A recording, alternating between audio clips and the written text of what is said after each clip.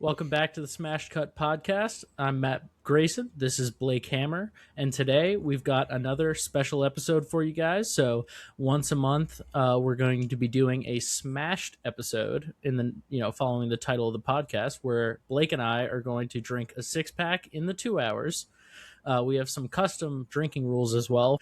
And we're going to start it off with a shot. Blake, what are you drinking today? Well, in honor of James Bond, the hero of the Union Jack, I decided to go as American as possible on these.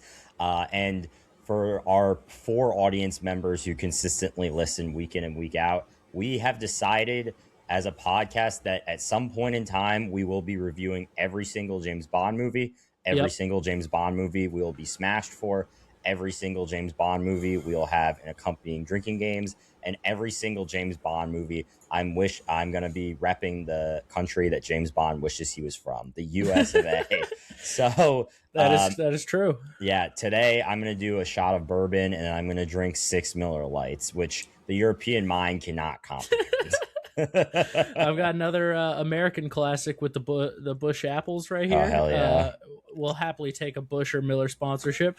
And then for the shot to start us off, I got some dark rum because I hate shots. So I figured might as well do the one I like the most.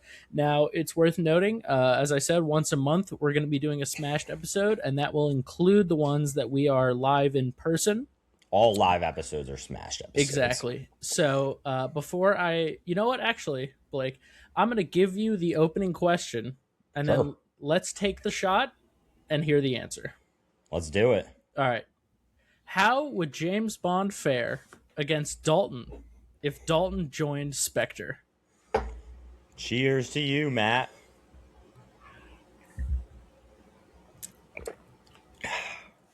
Whew. It's good shit. I think bourbon does get better the more times I drink it. I think that's true of all liquors. Anyway, to answer your question, Matt, the glaze doesn't stop on the Roadhouse episode. So I actually think that if Dalton was Inspector, they would have got their 100 million ransom in this movie. I think. Oh, really? Not only that, I think Dalton would have stolen James Bond's girl multiple times.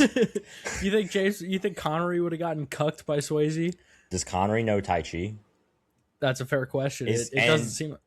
Also, is Connery wearing his own hair in the movie? I don't think so. So, yeah, I would give Patrick Swayze the edge. And I think the third thing that Patrick Swayze is going for him that Connery does it is that I think Patrick Swayze has shaved his chest before, which I think makes the ladies more might aerodynamic. Like. Yeah, dude. Oh, he would kick Bond's ass in the water, dude. You know that boy a flipper in the water, dude. He's a flipper? Yeah, dude. He's like so aerodynamic. It's like he's like the flippers you wear on your feet, but as a person. So yeah, I think pretty much if Dalton joined Spectre, he would have kicked James Bond's ass. I mean, James Bond in this movie is fighting a guy who can only see out of one eye. I did think about that a couple times. I was like, how good could you be if you're beating up a guy with no depth perception? Anyways, time to get into the summary of the movie. I'm going to say this probably several more times. The first one up. Let's get it going. All right, let's get it going. Smash Squad. Before I go into the summary, Matt, would you like to reveal the rules of the drinking game for this episode for the audience to play along with at home? We're going to be drinking about 1 beer per 20 minutes because we got a 6-pack each, and we aim for a 2-hour pod. Now, in between, though, anytime one of us says "for the time," referring to the movie, we take a sip. Anytime a gadget from the movie is mentioned, anytime we talk about an underwater scene, another sip. Anytime Blake or I comments on the sexism in the movie, and it's common because it's Sean Connery. And then finally, anytime we reference a Bond one-liner.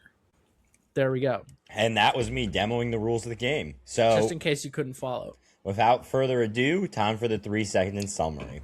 Sean Connery is back as Bond, James Bond, in another adventure to thwart Spectre and sexually harass every woman in sight.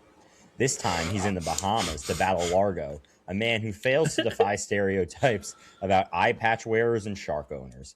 Bond charms and kills his way to a final showdown where his stamina, wits, and toupee are put to the test. This is Thunderball. Hell yeah. I was gonna try and chug for the entire 3 sentence summary, but out the gate you hit me with a banger there. I think that was an excellent summary. If you haven't seen the movie, no need. Blake just gave you everything you need to know, but just in case you want to know more, let's get into some of Yeah. these scenes. If So you like James Bond, you will love this movie. If you don't like James Bond, you are in for a rough watch. I will agree with that. So right out the gate, which rewatching some of these pauses is apparently my catchphrase. Absolutely classic, the bullet hole intro. Now, Oh, yeah. I think it might have been a text you sent me, something about the blood going over the eye. That sounds familiar. So that's not an eye; it's the barrel of a gun. Okay, well, the blood going over the rifling barrel. in it, and it's looking, yeah. But that intro for every Bond movie, you know, say what you will about the different Bond movies, and we'll see what happens now that the Broccoli family is no longer involved. If you're not familiar, the Broccoli family produced and supervised every single James Bond movie that up until the filming of this pod has been released. And unfortunately, it's been sold to Jeff Bezos. So hopefully, he doesn't ruin my life. But every single one was supervised by them. That's why we have every movie tremendous James Bond theme. Every movie has long credit intro that's just such a classic. You know, some of them are a little hard to get through, but you can't say that they're not, like, I don't even know the word, like, classy, if anything. Like, they give it this feel of prestige. You know what I'm saying, Blake? I mean, yeah, and I'll just say for the Broccoli family, people talk all the time about, like, oh my God, it would have been such a great investment to get in on, like, an NFL team in, like, the 40s or 50s. The foresight in the late 50s, early 60s to buy the film rights to the James Bond series was one of the most shrewd business moves in entertainment probably ever. And you know what? Go ahead. They had, like, 30 movies of that. They were able to recast the character, I believe, 6 or 7 times under it. They were able to somehow have, like, the same core, thematic elements with completely different tones for each era. And, I mean, there are very few franchises I would watch 28 movies of at some point in time. Yeah. Like, Fast and Furious, definitely not. But I would for Mission Impossible. I honestly can't think of another franchise. You know what, though? That's the thing. I can't think of other actors. If they recast Tom Cruise, I wouldn't watch that movie. Exactly. So like that, this series and Doctor Who, which I don't watch but I'm familiar with, are the only 2 series I can think of that not only have this longevity, but can recast the main character that many times with completely different actors and still be tremendous. And something you mentioned, it's in my behind the scenes tidbits here. The people who produced this, apparently, you know, the Broccoli supervised, but there's a lot of rights issues in the 20th century Bond movies. You know, there's a couple that aren't considered canon. There's some weird stuff going on. The people who produced this one were allowed to do so as long as they agreed to not do another one for 10 years. Wow. And I believe the later one was Never Say Never Again with Sean Connery, which was not that great. But haven't seen it.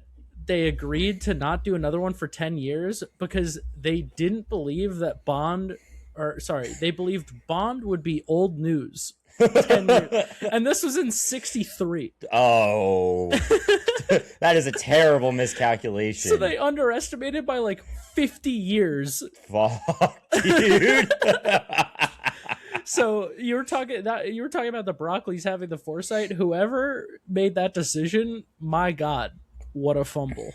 Okay, but let's get right back into the scenes of this movies. The classic intro, great in every single one. Right at the opening, we have, spoiler alert, my favorite quote of the movie, and I think you know what it was. I have an idea. I'm not 100% sure, though. Okay, so I'm not really sure what Bond is doing, but he's in this fancy mansion. Okay, it's a funeral procession. For who? Colonel Bolivar, I believe exactly. his name is. Who the fuck is that? But he's at this funeral, and a lady walks in with, you know, like the old style, like Oh, a okay. I black wrote this veil. down. Yeah, black veil in the outfit.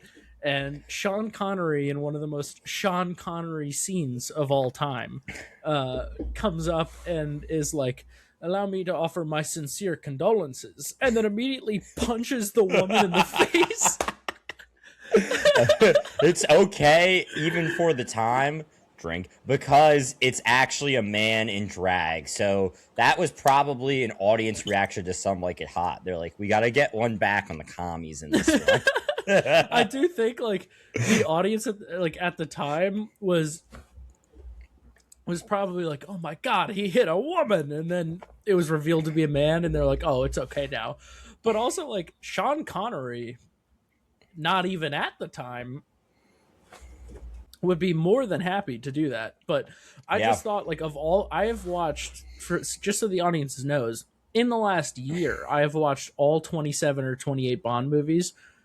I can't think of a single line scene combo that tops "Let me offer my condolences," punches woman out of nowhere. I like almost gasped watching that. It's like, oh, I didn't think they were gonna mirror real life in this movie. And then it turned out to be a guy who, by the way, complete half-assing of the drag.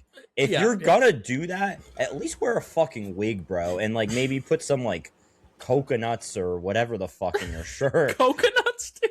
Well, that would be a just creative wear take a bra on it. and like pack it or Be like Christy Noem's husband and put balloons down your shirt.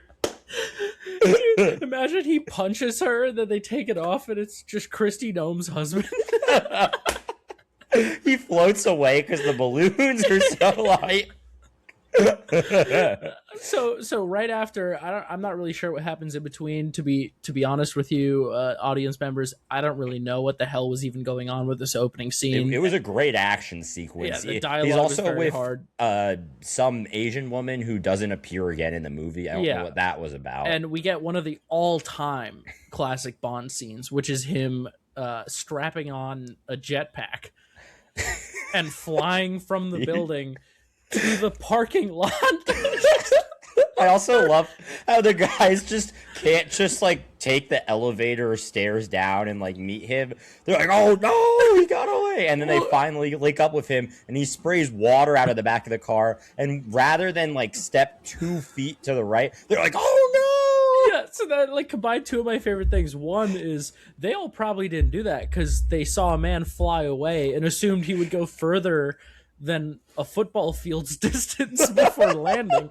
And second of all, this movie is filled with great gadgets, but for some reason, they were like, you know what's great to follow up a jetpack in the 60s for the first time in Bond? A water gun car. Dude, so fun fact about the jetpack, this guy, he was an engineer, his name was Bill Suter. He was the person who actually flew the jetpack in the movie. He was one of only 2 people at the time in the world that was licensed to fly that jetpack. And then that actual jetpack, that wasn't like a prop they made. Like, that jetpack was originally for military use. Yeah, I mean, like, looking at the movie, a lot of the stuff, some of which I'll get into in detail, very practical. And albeit it was because they had no other option, but by today's standards, badass. I mean, that's so sick. And also, I didn't know that there was like a specific guy, but who is the licensing authority? It was like I don't know the specific details. My best guess is it was some like niche sector of a military. Saying like I'm one of 2 people licensed to fly an experimental jetpack is like saying I'm one of 2 people licensed by the Peanut Butter Authority to spread peanut butter on my face and slam tables. Like, okay, George Washington Carver. But yeah, and apparently that jetpack in real life can fly for 21 seconds and has 1,000 brake horsepower. So pretty fucking sick. God damn. Well, so I would love a jetpack. Yeah, what would you use it for? Recreation. What kind of I want to know.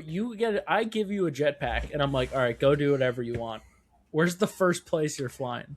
the park to dunk on fools in a basketball game. You're just gonna dunk on 12-year-olds with Yeah, their jetpack, dude. dude. I'm gonna put my jetpack on. I'm gonna steal the ball from them. I'm gonna do a 360 windmill dunk into the net and fly away. And by away, I mean like 10 feet to the right. Yeah, like maybe a football field. Yeah. So after this, we get that long credit intro, classic Bond thing. One thing I wrote Nonsensical down. song. Yeah, so that's something I wrote down, and apparently this is kind of a hot take. I think this song, the Thunderball song, ranks pretty low. I agree, dude.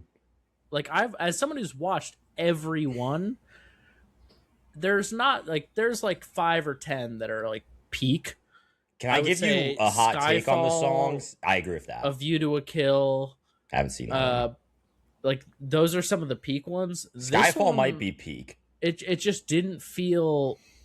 I don't know what it is. It just didn't fit the vibe. Can I give you a hot take on Bond songs? And yeah, I'm gonna repeat this when we actually do this movie in like 5 to 10 years. I actually love the GoldenEye intro song, and I know a lot of people hate on it, but it was a great song. This one though was like, it was just nonsensical. It wasn't really fast or like catchy enough to really leave a lasting imprint on me. Fast, but like no, but it wasn't like catchy. There wasn't like a build up to something exciting. They just kept saying Thunderball, and it was also like, didn't give me any insight into why this movie is called Thunderball. Well, that was the code name of the operation. Yeah, but why? Like, code names don't make any sense, dude. Like, I don't remember what dumbass military operation we had called this recently, but there was one where it's called Enduring Freedom. Well, the recent ones are particularly retardedly named, but well, they're always been retarded, dude. Yeah, but they used to sound like a sly kind of cool, and now they're like Operation Big Dick Muscle Man, and it's like, all right, dude, like, all right, Pete Hegseth, like, take it easy, dude. Let someone else name these. Operation Bald Eagle steroids are cool. Like, you could tell the dude just got shit faced. It was like, bro, Enduring Freedom, dude. Bourbon Whiskey Tango Foxtrot. Okay, so getting back to right in the intro where the bad guy, I just called him Patch. I don't know. Remember that Largo is his name. Okay, I extensively researched these characters' names as per usual. Well, I'm just gonna call him Patch. So, which is the name that Wolverine uses in the comics when he dons that outfit. Do you know what the actor's real name is? Not even a little bit. It's embarrassing for him.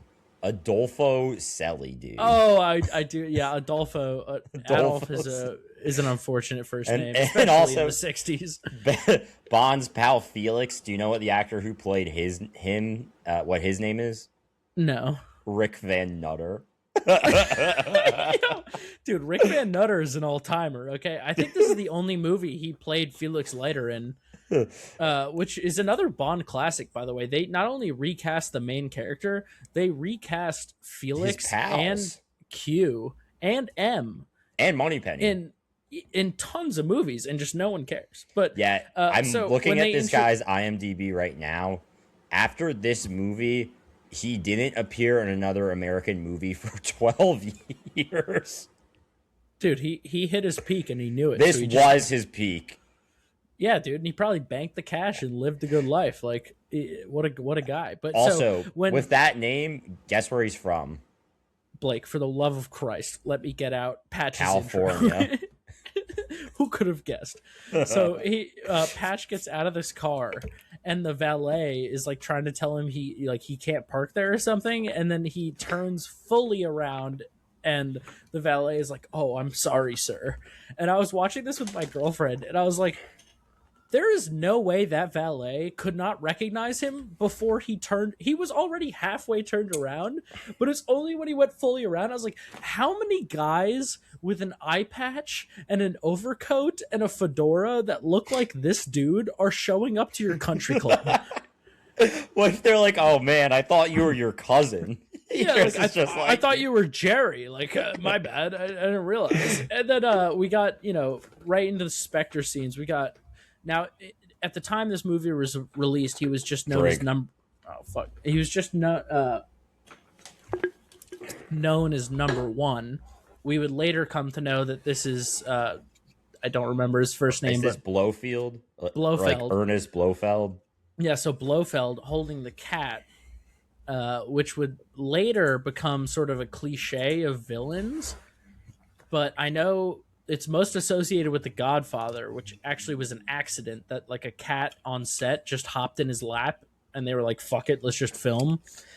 How far apart are these? When was The Godfather? The Godfather was 71, I want to say. So this was 6 years prior. Also, wasn't Blofeld the inspiration for Dr. Evil? Yeah. So, Uh, well, because, Austin Powers is yeah. just a James Bond. Yeah. So they have that inspiration, but it's kind of funny that like within 6 years of each other, we have villains holding a cat that would later become like an iconic thing, one of which was an accident and the other one probably wasn't much of a conscious thing. Um, but Blofeld's voice in these early Oh, uh, 72, but same shit. Blofeld's voice in these early movies is so funny. Like the villain voice now is like creepy or whatever, but back then it Yeah. was like number one or what have you done today? And like, it sounds like a fucking nerd, dude. And I'm a nerd, and he sounds to me like a nerd. So I wrote down during this scene. Sounds like a Model UN meeting in this video. Exactly, dude. And so just to recap a little bit, they're having this big meeting, and they're each reporting on what they did, and number one is judging them on how well they did it.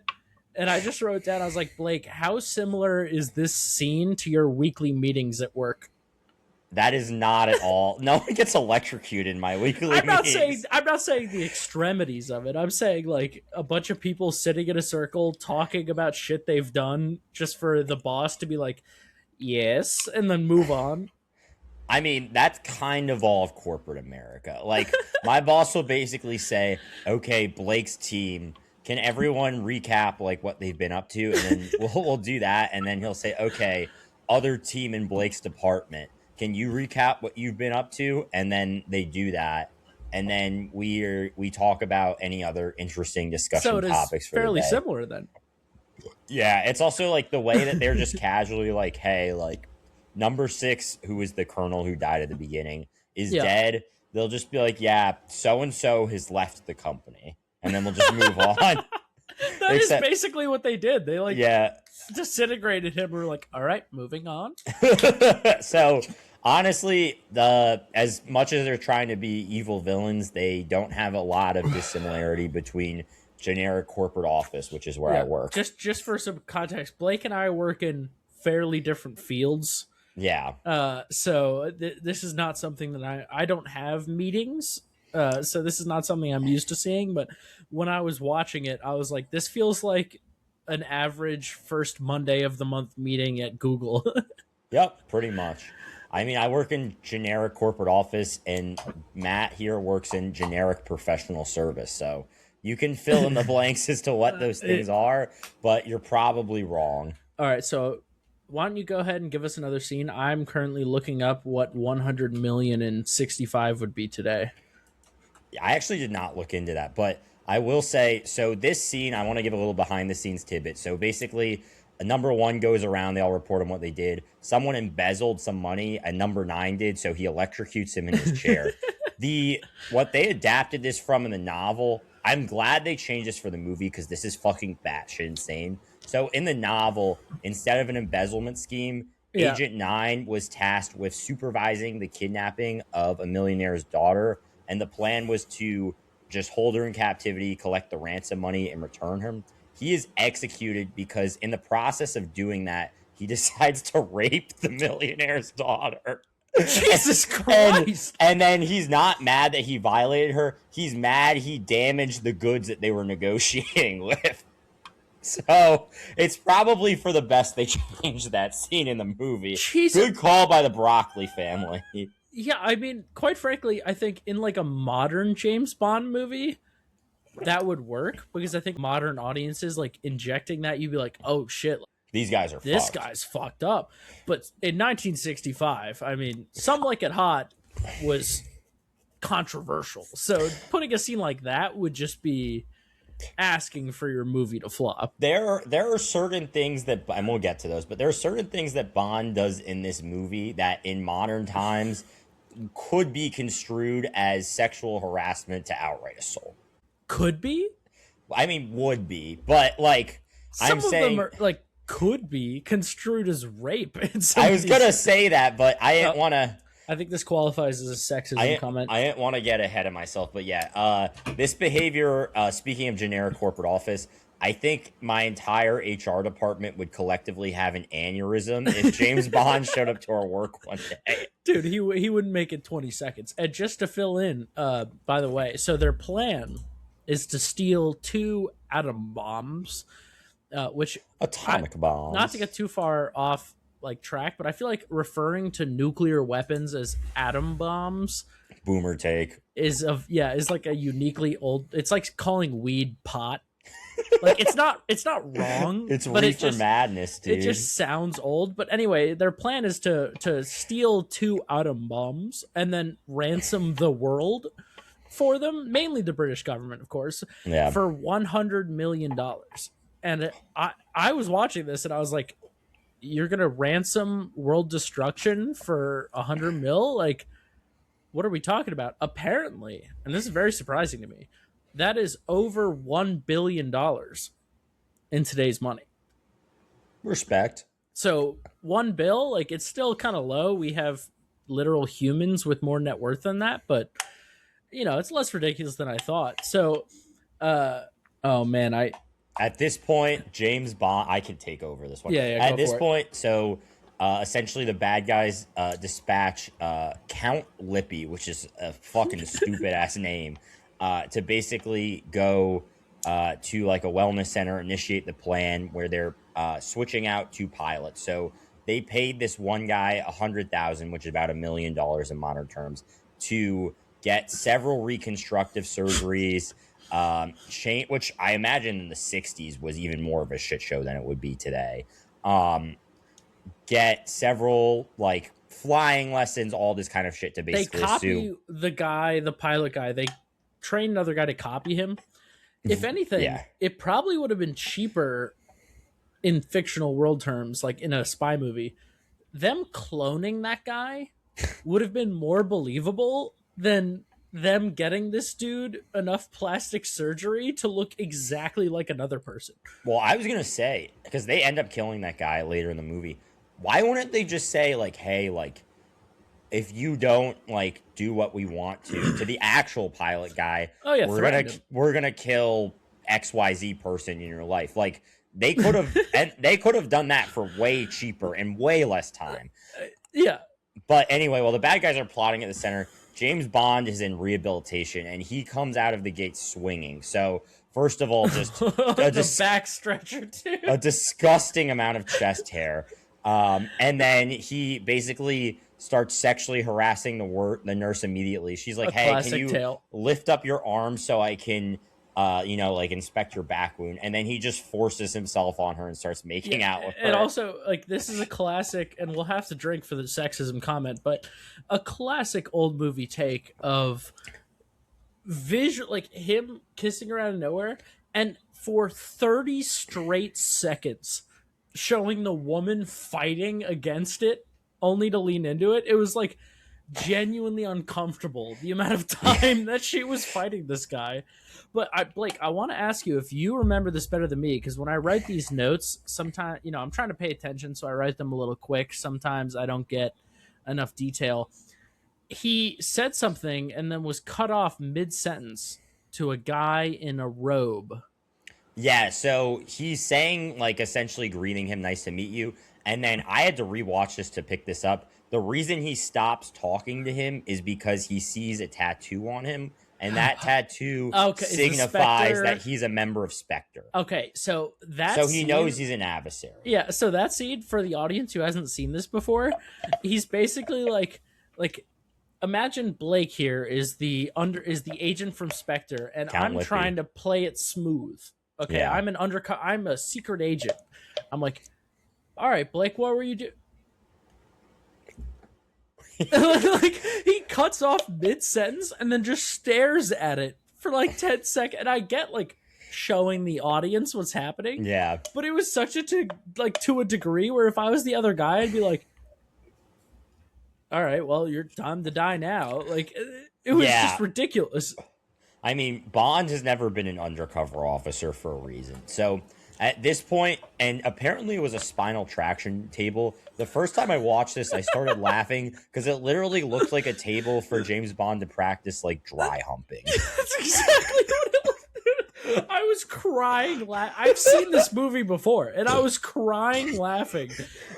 For the audience again who hasn't seen it, the nurse lady is like, "Hey, we have this machine to stretch out your back muscles and whatnot." And it's essentially a machine where he's strapped in end to end and then stretched forcibly back and forth. He gets into this machine with no questions asked. Like, well, she's like, let me strap you into this machine, leg to arm, and stretch you back and forth. No questions, because his mind is on other things. The nurse literally goes, "This is the first time I felt really safe all day." After he's chained to the machine. Yeah. And then it proceeds, like, this is meant to be like a big, if you think in modern movie terms where like the hero is trapped in an not even modern, think of like Star Wars where they're trapped in the garbage compactor and it's getting smaller and you're like, oh my god, how's the hero gonna get out of this? It's that, except the whole scene is just him getting yanked back and forth in this back stretcher for it looks like 5 minutes. It looks like he's fucking a girl crazy style. It's like a BDSM milking table. Well, one thing I wrote with that, and then he gets off the table and like traps the bad guy in the steam machine and cranks the heat up all the way. I get they were like trying to take each other out. Why do either of these machines have that setting? Like, when medically would it be appropriate to be like, yeah, let's just like jerk this guy's back as fast as possible, or let's put the steam at a boiling temperature? Like both machines have like the from the Princess setting. Bride, where they're like cranking the suck your life machine all the way to 11. It's like they were designing this, and they're like, just in case, let's put in a setting where you can go to 200 degrees and or rip their spine in half. You never know. And we also get, right after this, we go right into, because, he makes a miraculous escape. We get him talking to Moneypenny. We get her introduction into this movie. Moneypenny, another long-running character in the James Bond franchise. Not a huge fan of what they did with her in the modern ones. I think they kind of fumbled it because they couldn't. I don't know if you've seen the modern ones, but they tried to make her... My memory's hazy. They give her a bit more like agency, and she's not just sort of like a female character for him to flirt with, which, okay. But then they don't really commit to it. Like, she was set up as like she's going to be kind of cool, and then they just give up and revert her to what she was. But in the old ones, she's literally just a secretary for him to have sexual tension with. She's so hot. And he's like, you do that again. I don't know the opening half, but he's like, you do that again, Moneypenny, and I'll put you across my knee. Is he gonna spank her? Yes, dude, what do you mean? Is he gonna? Yeah, obviously that's what it was. Well, before we finish the medical scene, I also wanted to point out there's no other point in the movie where I'm more confident that Bond raped the female lead than when he basically is like, "Oh, I'll get you in trouble if you like don't do anything about this." She's like, "Oh, I can do something and help you." And he's like, "Well, you better not tell your supervisor." And he just pushes her in the steam room, and then you see her ass against the wall. That was this one? I thought the nude against the shower was later. No, that's this movie. So there's another... Oh, so that's later in the movie? No, it was... The nude against the wall is in the steam room in the medical facility. That's like the end shot. You see her pants go down and her butt get pressed against the glass. God damn, dude, you're feeling this. Yeah, so... Jesus Christ, I tried to write what you were saying. Las Fon Epic Hue. Okay, I don't remember what you were saying, so we're just gonna move on. Cool. One of the ladies says something around the lines. Again, I tend to rely on Blake's memory of minute details. Oh yeah. Something about he's like making out with the girl, and she's like, "Oh, are we on lemon juice and yogurt?" Oh yeah. I was like, "What is that? Is that like a time period thing that I'm not picking up on, or what? What was going on with I that?" I'm not British because I enjoy having spices in my food, but I think that has to be a British thing.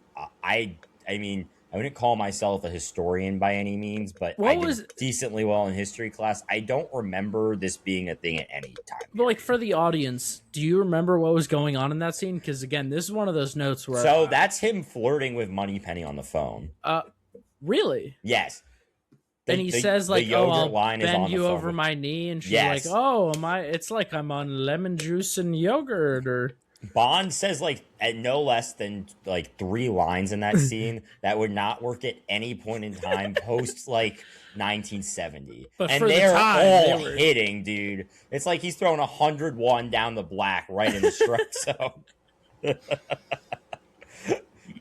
And also, I will say at this point in the film, I think this is a good time to comment on this.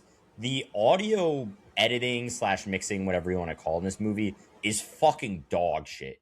I literally had to turn on subtitles around this point because I couldn't pick up like 30 to 40% of the lines because the audio will have like a plane take off and have it at like maximum volume. yeah, And then like people will be talking in a room and like the mic will be half centered on one of four people who has a speaking role in that scene. It is yeah. awful to watch. It is a common theme with modern shit where like, as someone who doesn't hear very well, I have to turn it up for dialogue, but then when there's action, it's way louder. But this movie was a whole different level. Like the dialogue would be like, and then the preceding action would be like, When I watched the opening scene in the funeral parlor, I literally thought that there was an issue with my Blu-ray because I could not hear anything James Bond or his companion were saying. And then I yeah. realized that it was just the audio of the movie is that fucking bad.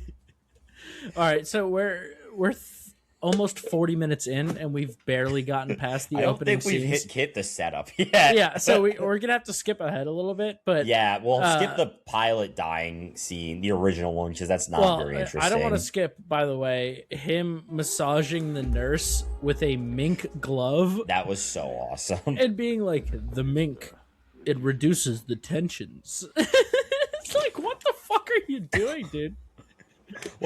What tensions would there be? Yeah, and also one of the first, like, I guess he's sort of a bad guy that they introduced, looks like Sean Connery from a distance. That's Count Lippy. Okay, yeah, so any scene he was in, it would take me like 5 full seconds to be like, why is his face fucked up? Oh, it's not Sean Connery. Yeah, that was something I picked up on too late in the movie. Yeah, and the so that guy we spoke about who got all the plastic surgery to go undercover or whatever as the pilot guy and replace him. Yeah. He pulls up to the military base with a printed, like a stamped dog tag and a watch that the guy is known for wearing. And they're like, that's all you need. Like, I wrote down 1965 military IDs were, trust me, bro.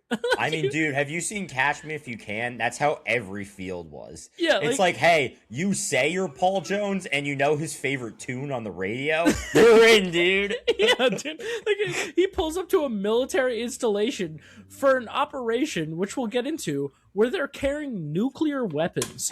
And he's like, you got his watch and you have a similar face. Go ahead, buddy. And I just wrote down, so they do this training exercise, which is how Spectre, for the audience, as Spectre obtains these atom bombs, is that the British military is apparently doing a training exercise where they're sending a bunch of guys up with 2 actual atomic bombs. That's also insane. This Like, is a training. They don't when they send people for training and real military exercise, their small missiles are fake. So the fact that they're like they're like, all right, you guys take these 2 nuclear weapons that have existed for at most 20 years, fly around. We'll see what happens. Yeah. So at this point, the imposter Derval, who is Domino, who's the main Bond girl's brother, he successfully executes his mission. He takes out the other pilots, and then That's he, Domino's brother. yes, Oh, I this thought is a they were key plot lovers. point. I Nope. I was not. This It, was a it hard does one to get a follow. little incestuous, but they are canon brother and sister. He crash lands the plane into the water, which, by the way, was a dope fucking shot. Also, the exterior shots of the plane flying in the air were really fucking cool, especially for the time, like 60s technology, like to be able to do that, because like someone was actually flying in a plane, probably leaning out of the plane, like getting those shots, and it was really cool. But I mean, we'll get back into it later, but in general, the practical effects in this movie top tier. are obscene for the 1960s. Like in 2000, we'd be like, "Wow, like props to you guys. Like those practical effects are cool." 40 years before that, we had movies doing 20-minute segments underwater and crashing planes and exploding actual car. Like holy shit, dude. Say what you will about these movies, but that shit slaps. I mean, dude, if this came out in this current year, 2026, we'd be like, this is really great effects for an indie movie, or okay for a studio.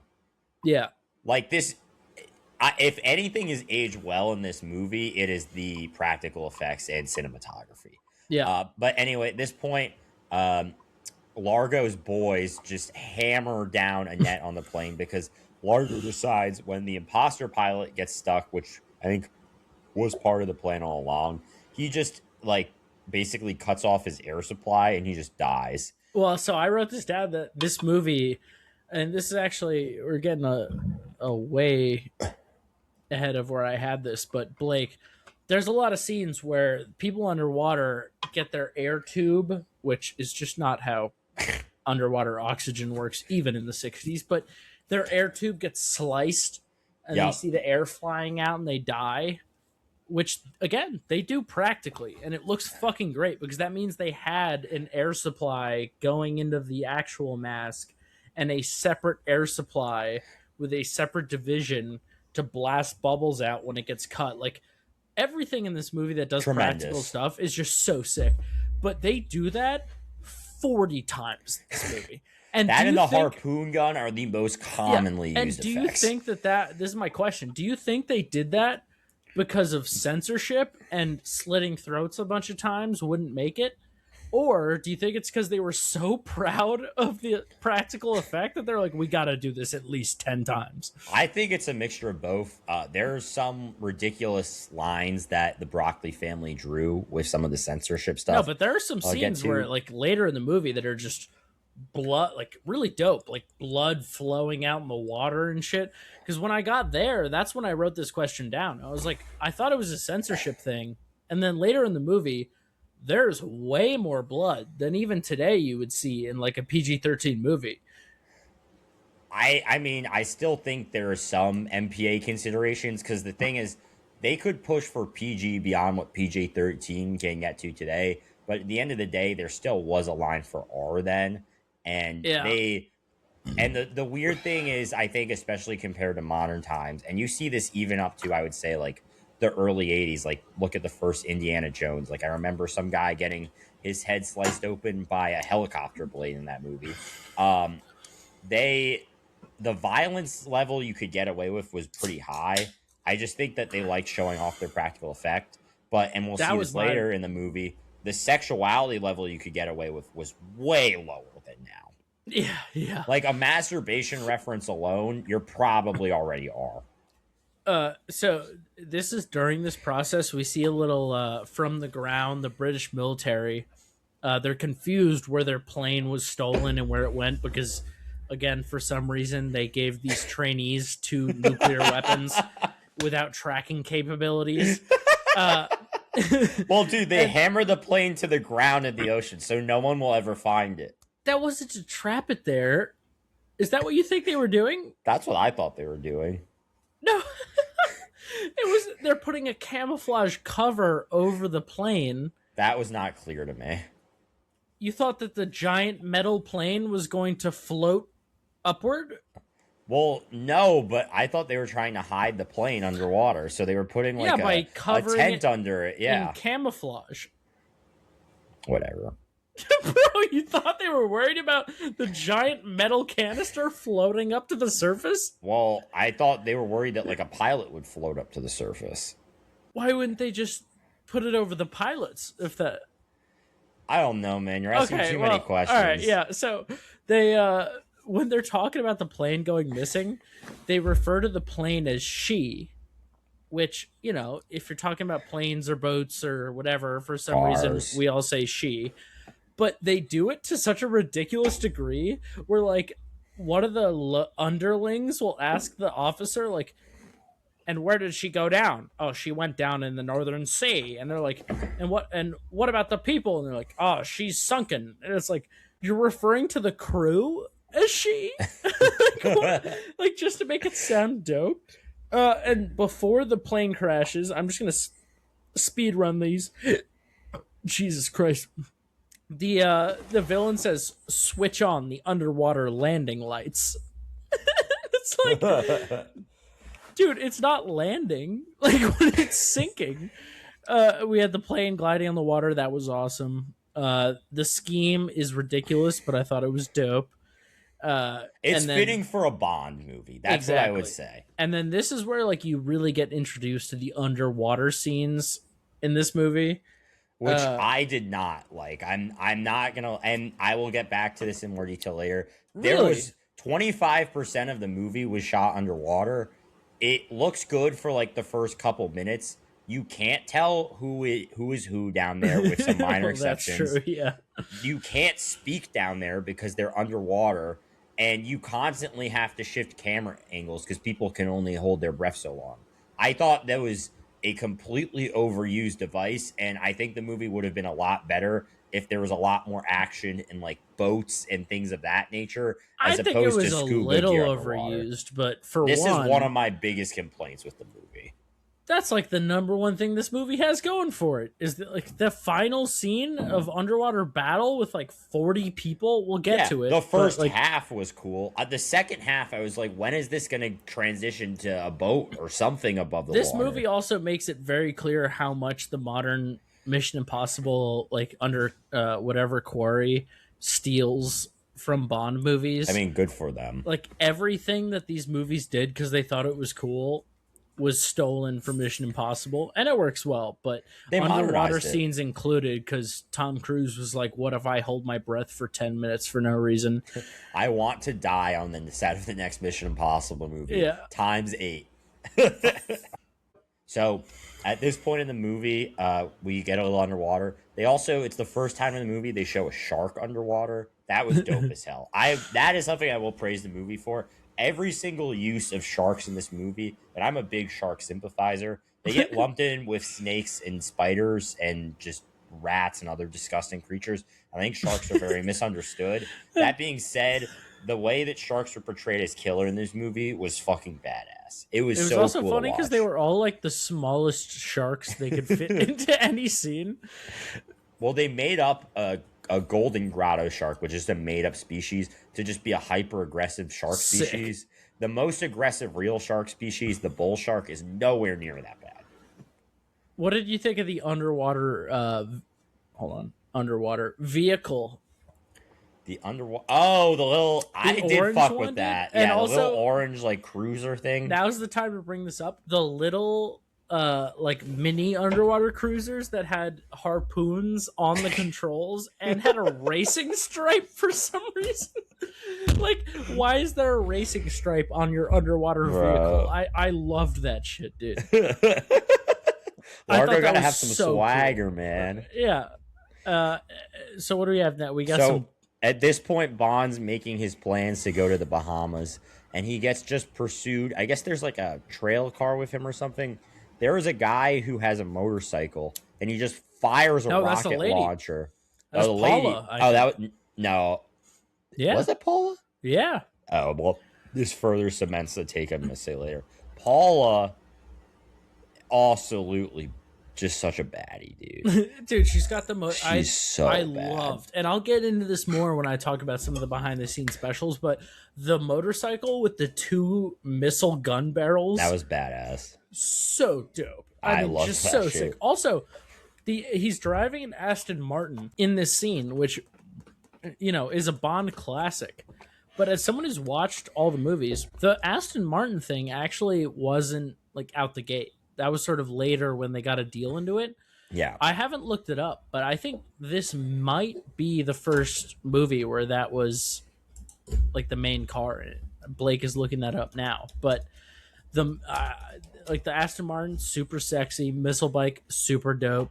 So this Also- is the second movie with the Aston Martin. Okay, so it Goldfinger was- is the first. Okay, yeah, so it was early in, but the scene where that missile bike goes off the cliff, like where she pulls over and dumps it off the cliff. That was Did so you awesome. notice that when they show the like full side view of that like bike, it looks like, I don't know, like a Harley that like an old person would drive now, like a sports bike from back then. It was a boomer bike for sure. Like I'm gonna try. I'll put up a side by side if I can, but like, or this way maybe. But the sports bike of that era nowadays would be like a touring cruiser that some guy and his wife would drive cross country in.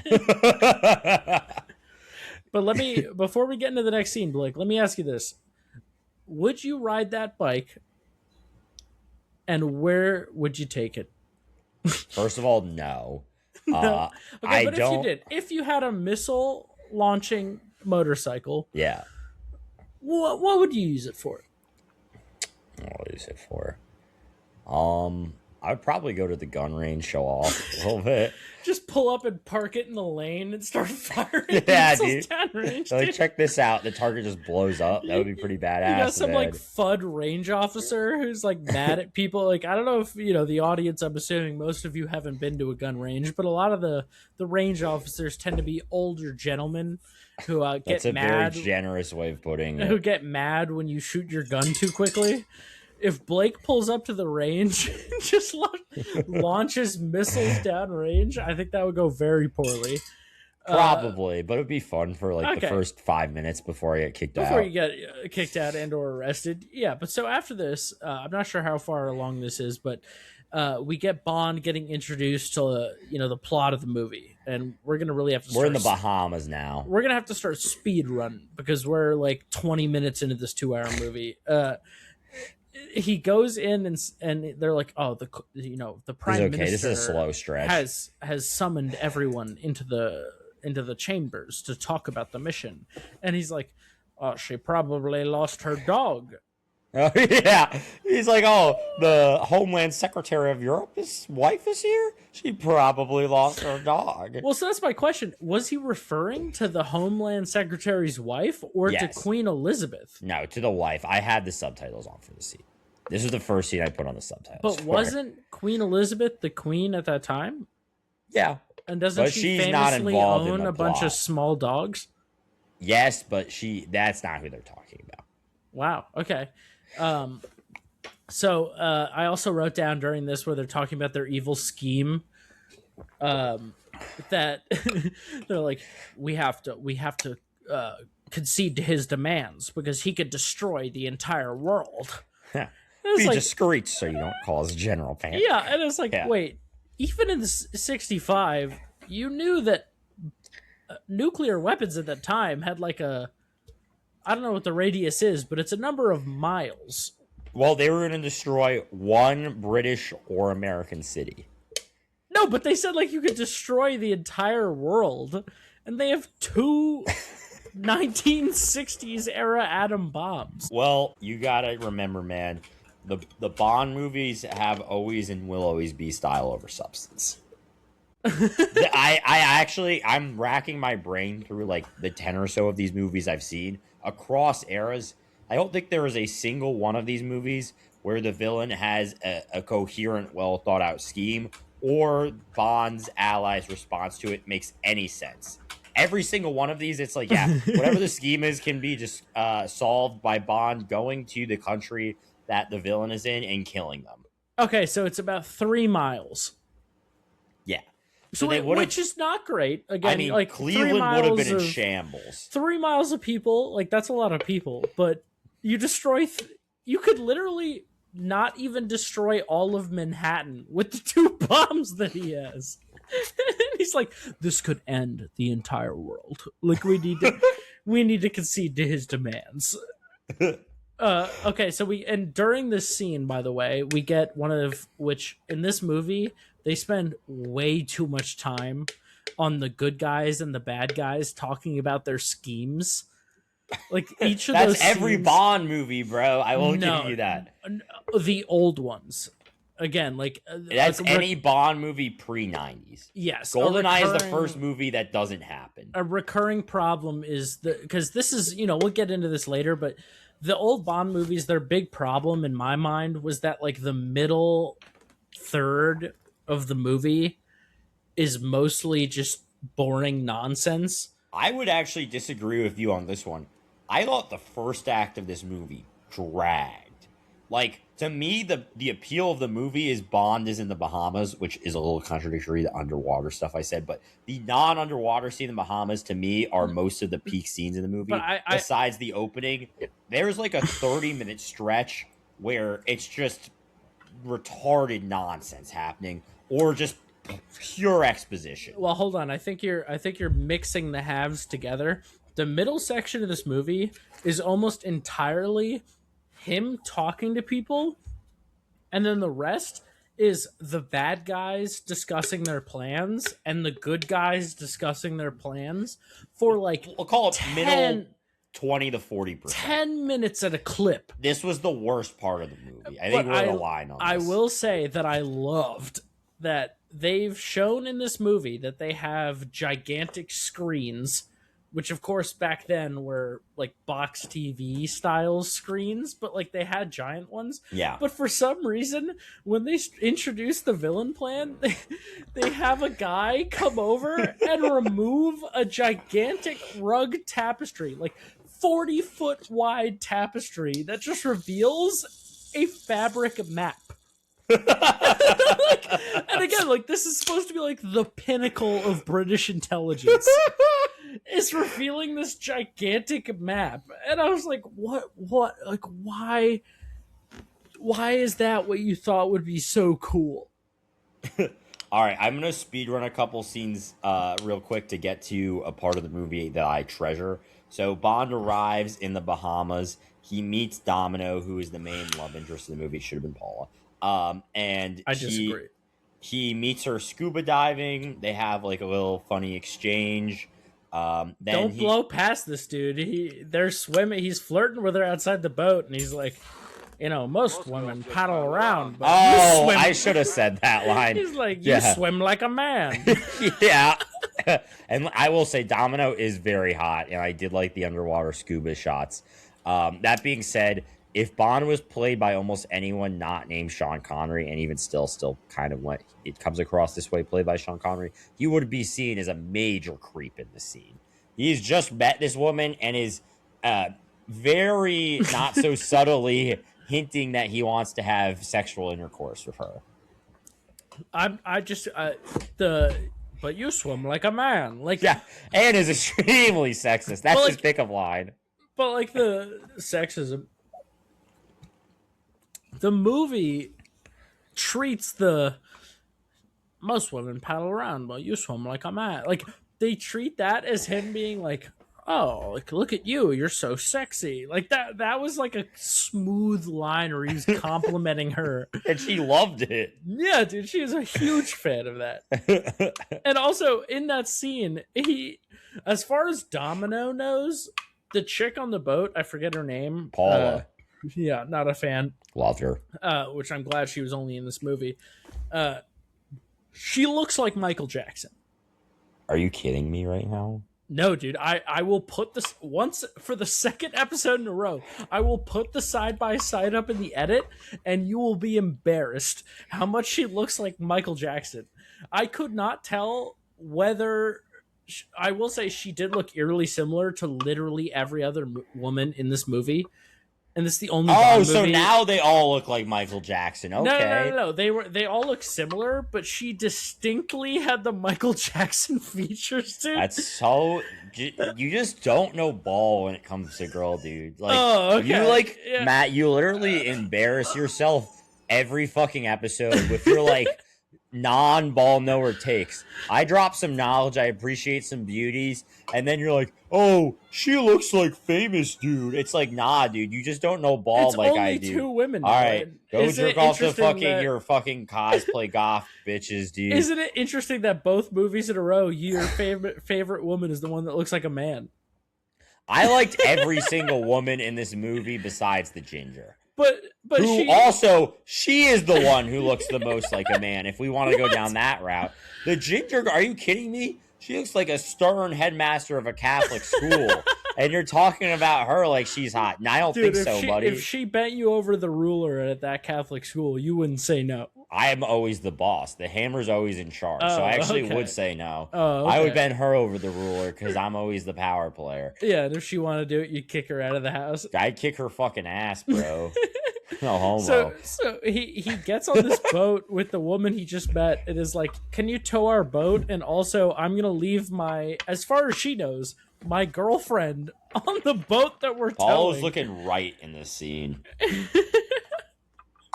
Domino is too. I'll give her that. But anyway, so Bond, I didn't like her little thing with her brother though. I think I'm falling behind. Are we on our fourth right now? I'm on 4. The audience can witness Blake is the heavyweight of this podcast. What's new?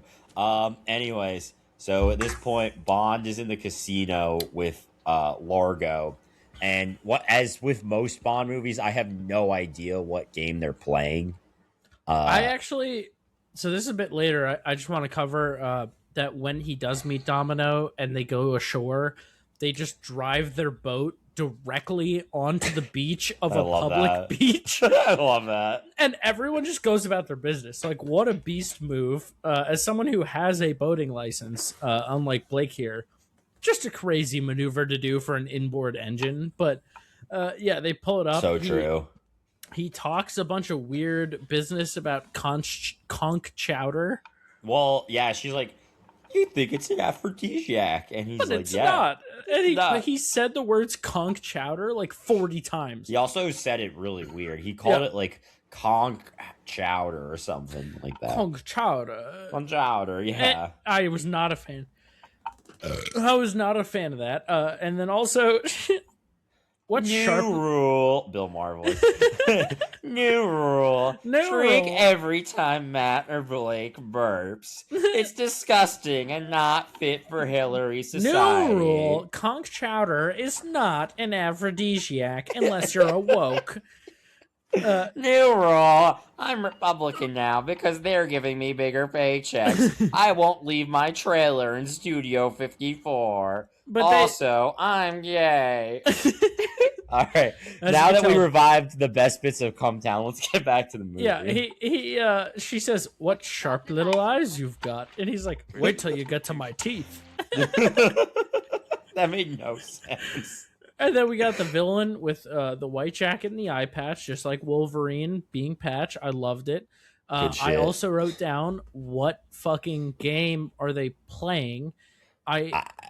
My guess would be Baccarat. That was my guess as well. Because I think in Casino Royale, in the modern one, they're playing Texas Hold'em, which is like a more popularly known one.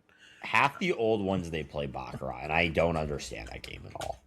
I know it's like a very popular one, but I do think that the choice for Casino Royale as a modern like interpretation to do Texas Hold'em was a better choice. I can follow and understand poker. I will even blackjack, which I don't think would make a lot of sense for Bond.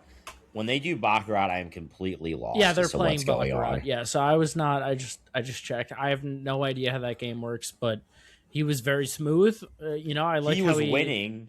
He inserted the word Spectre into the conversation in a way that he thought was natural. That just It was not. did not come off that way. And right after this, we get him going into the dancing with, I think it might have been Paula that he Well, starts. Emilio also just openly threatened him at the table. Yeah, but in front of like 30 people. Couple of big cats playing poker, like, you know, normal stuff. A few threats going across the table. That's nothing. Like, these are rich guys; they don't go to jail.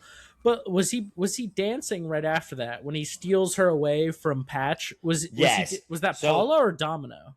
No, that's Domino, because she talks about how she wants to date a guy like her brother, which is extremely sus. Yeah, that's a very strange take. But in that scene, I don't know if you noticed this, Blake. So in most movies, any scene where they're in like a club or a place that has loud music playing and everyone's dancing, like on set, there's no music. Yeah. Everyone's just dancing to silence. But normally, you can't, like, unless someone told you that, it wouldn't occur to you.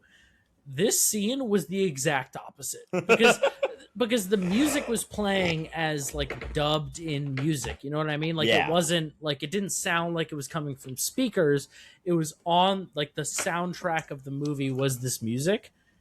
And I wrote down, I was like, I've never noticed how much of a difference having diegetic music is, which, if I'm not mistaken, is when like the music in the movie is the music the characters are hearing. You know what I mean? Like, not a soundtrack, but like we're hearing it as the characters do. Any dancing scene is played in a way where like what we're hearing is what those people are hearing. Whereas in this, the very clearly dubbed in music made all the old people slow dancing in complete silence look like they were slow dancing in complete silence. And I just could not get over that the whole scene. Well, I was also going to say that she mentions in this scene, she's like, Emilio, who's Largo's first name, Emilio, I was very attracted to him when I first met him. And it just made me think, like, what the fuck was this guy doing that you're attracted to him? He's like a very clearly evil guy, and he's also not physically attractive whatsoever. He's rich. He's gray hair and an eye patch. Bro, that's the only thing that in this movie, you know, probably hasn't aged poorly, which is that like rich as fuck ugly people can pull domino looking girls. Have you seen Jeff Bezos's exes, dude? That guy literally looks like Mr. Clean if he got punched in the face. And he's got... I was going to say, several women have willingly reproduced with Elon Musk. That is all you need to know.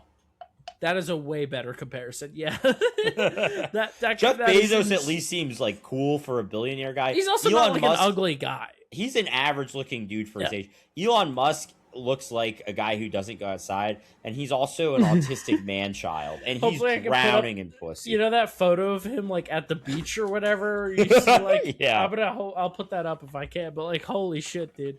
Yeah, so moving forward more, we get a gadget scene, so a quick sip there. We get a gadget scene of Bond coming in to remove his hidden recording device, which is a literal tape recorder inside of a small book that is 4 inches wide. I don't, you know, as someone, as the resident nerd, I collect omnibuses, which is like giant comic collections, some of which are like 1,500 pages wide, but they're large. Imagine coming into a room and seeing a book this big that's 4 inches tall and being like, oh yes, the Bible. You know how it is. Well, so the henchman in that scene, who I'm going to spend too much time on, this and the supporting character segment, that's Quint. So Quint, I have no idea who that Quint is. Gets caught by Bond. For Sean Connery's Bond, very merciful. He doesn't kill or even injure Quint. He's just like, oh, you're a scrub, basically. Like, go back to Largo and be like, hey, I fucked up. He goes to Largo. Also, Bond catches Quint by turning on his shower and putting it on the max seat, which showers pretty much anywhere take a little bit to warm up. So as soon as this guy felt water, he went, ah! Well, so I didn't think about that. My girlfriend actually had pointed out, like, he turns the heat all the way up and turns the shower on, and it's just instantly boiling. Yeah, dude. Like, I didn't. I don't know of any shower like that. That is preposterous. And as soon as he gets out, Bond is like, "You're the fish that I let go. Run back and tell them what I did," which, not one, doesn't help him at all. It literally adds nothing to his ability other than the bad guy knows more about him. And two, he gives the guy a gun. It was so Like awesome. he catches a Well, it was bat. his gun, to be fair. Whatever. For the audience who hasn't seen this, because we're speed running at this point. For the audience who hasn't seen this, he finds a bad guy hiding in his hotel room trying to kill him, and then does the cool like classic action movie thing of like, I'm not going to kill you so you can run back and tell your boss what you saw, even though in no movie ever has that been a smart decision. But not only that, the guy is like, but if I go back they're going to kill me. And instead of being like, oh well, I'll do worse to you, like go do, like modern movies, they'd be like, oh well, what he'll do is nothing compared to what I will. He's like, oh, he'll kill you, here's a gun so you can defend yourself. Go back and tell him whatever. And then in literally the next scene, the bad guy, as he's supposed, is mad that he came out of there without killing them. And instead of drawing the gun that James Bond gave him, he gets thrown in a shark tank. I mean, that was cool. Also, so Bill Cummings is the extra or the stuntman who played Quint. He got paid a $450 bonus because there were live sharks in that tank. Fucking dope. Because again, those sharks, dope. like a bite from those would be less bad than a skateboarding incident. But and that's like probably like 45K in like modern terms. Also, if I was Quint, I just would have deserted. I just would have went to like wherever I'm from. Oh, like, yeah, Largo will be fucked.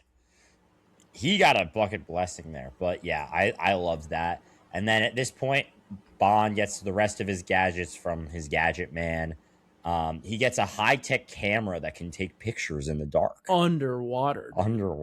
Not only that, 8 pictures. Oh, 8 pictures before the film runs out. There's a gadget right there, but 8 photos underwater, dude. Holy shit, dude. Look out, GoPro, because these guys are coming for you.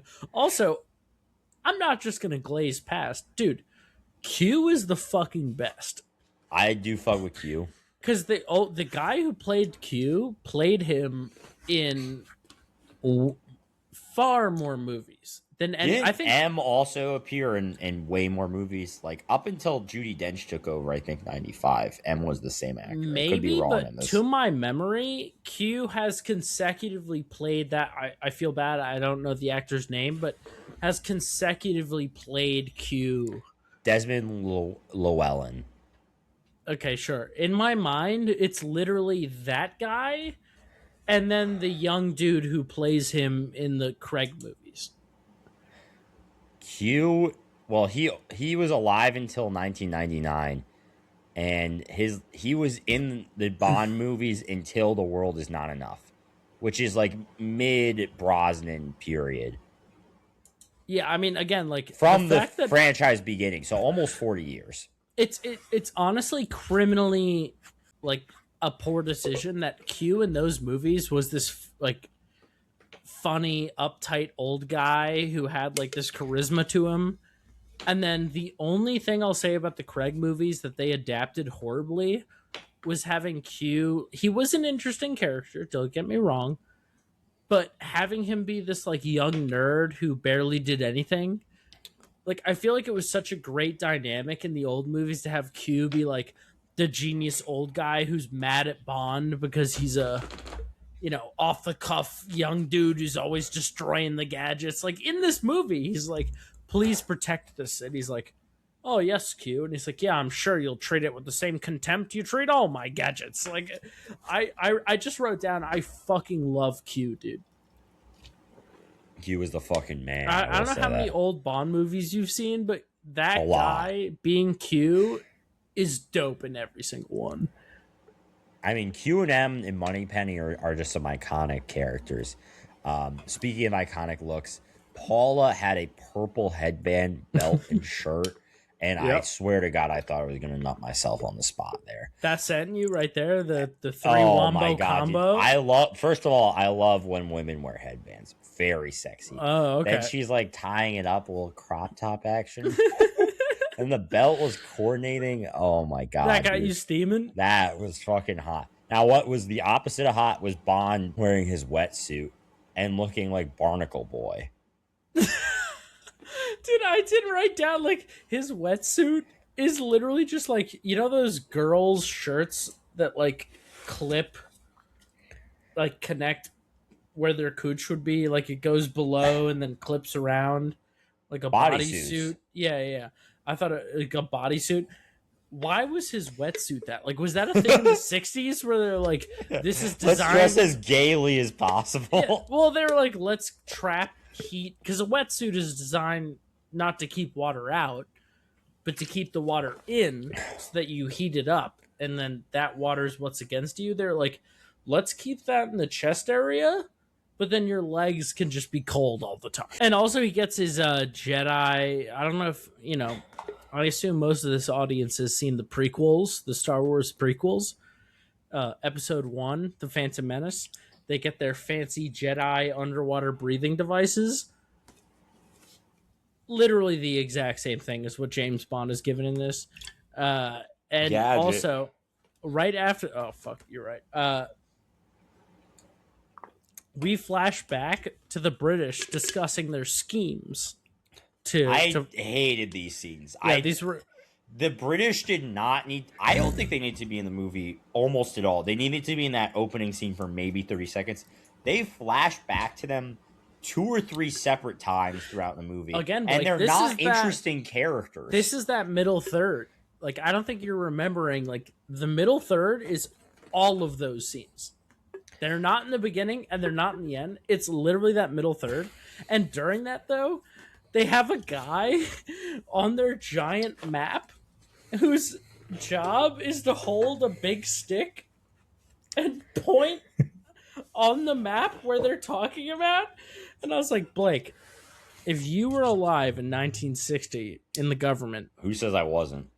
And they offered you that job, would you be the guy who's getting a government salary to stand on a step stool and point a pool cue to the middle of the map?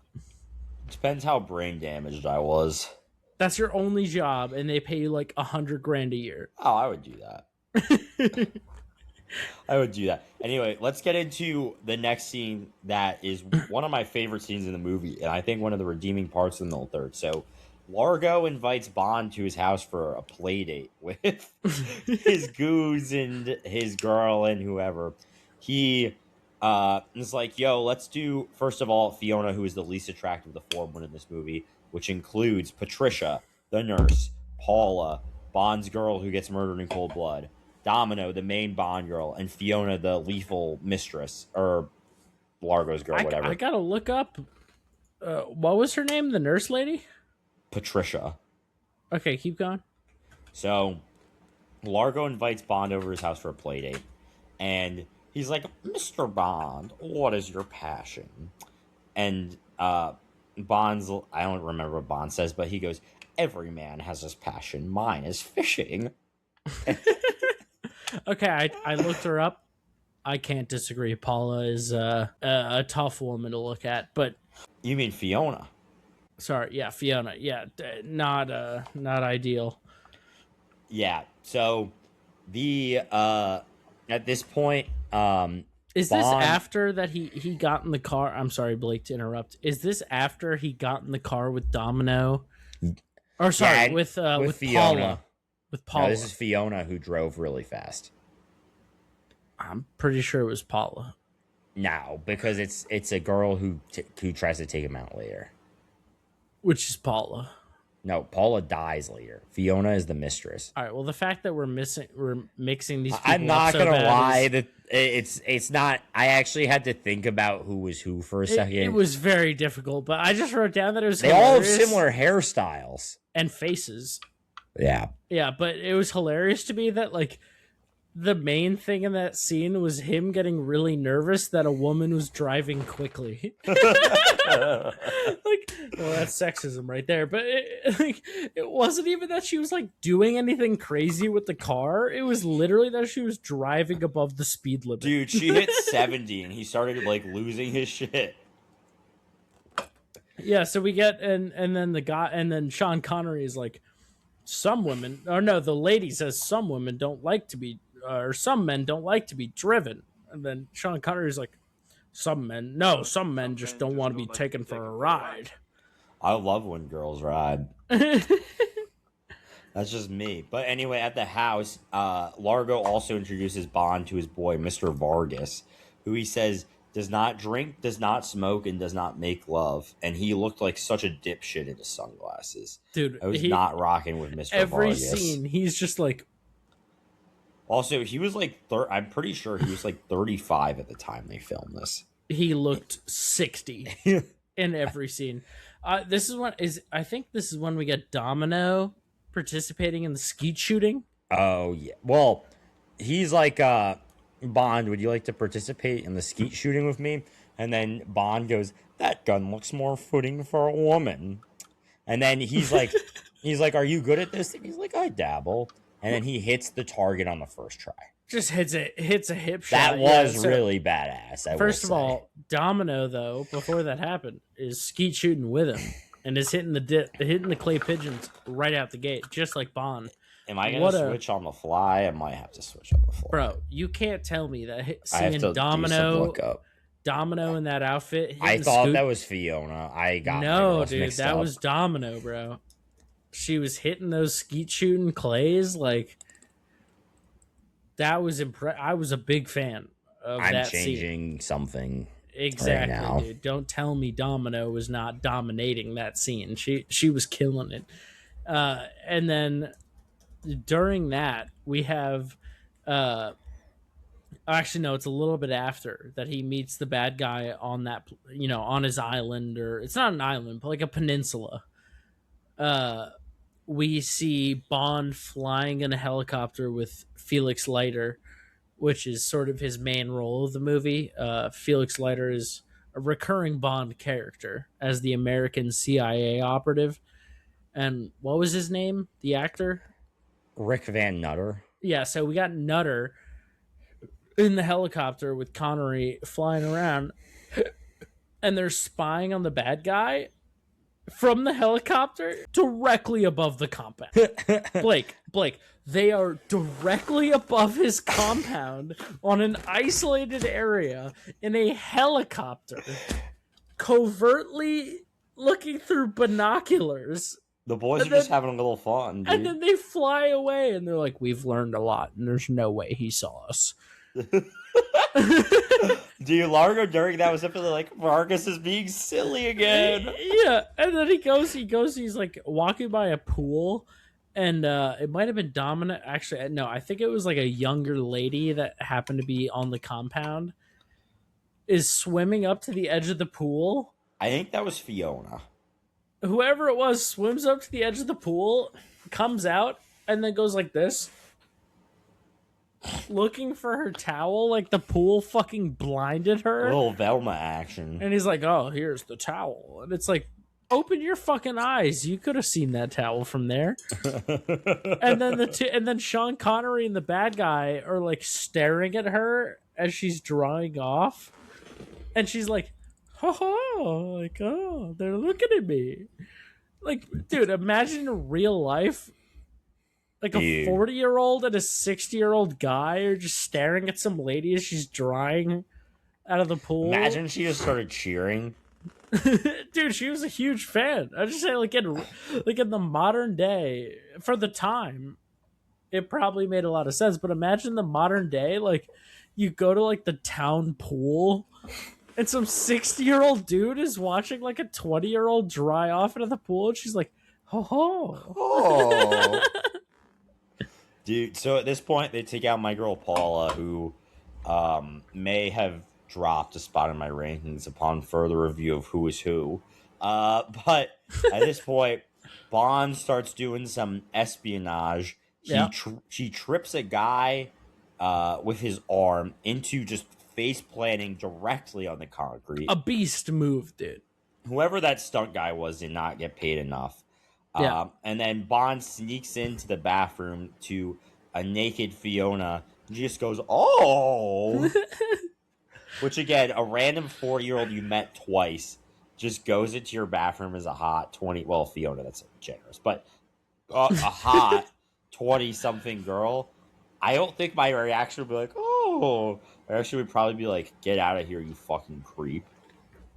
Well, let me ask you this, Blake. If you were in a public changing room and a woman of Sean Connery's age, but in good what's the British term? In good nick, Okay.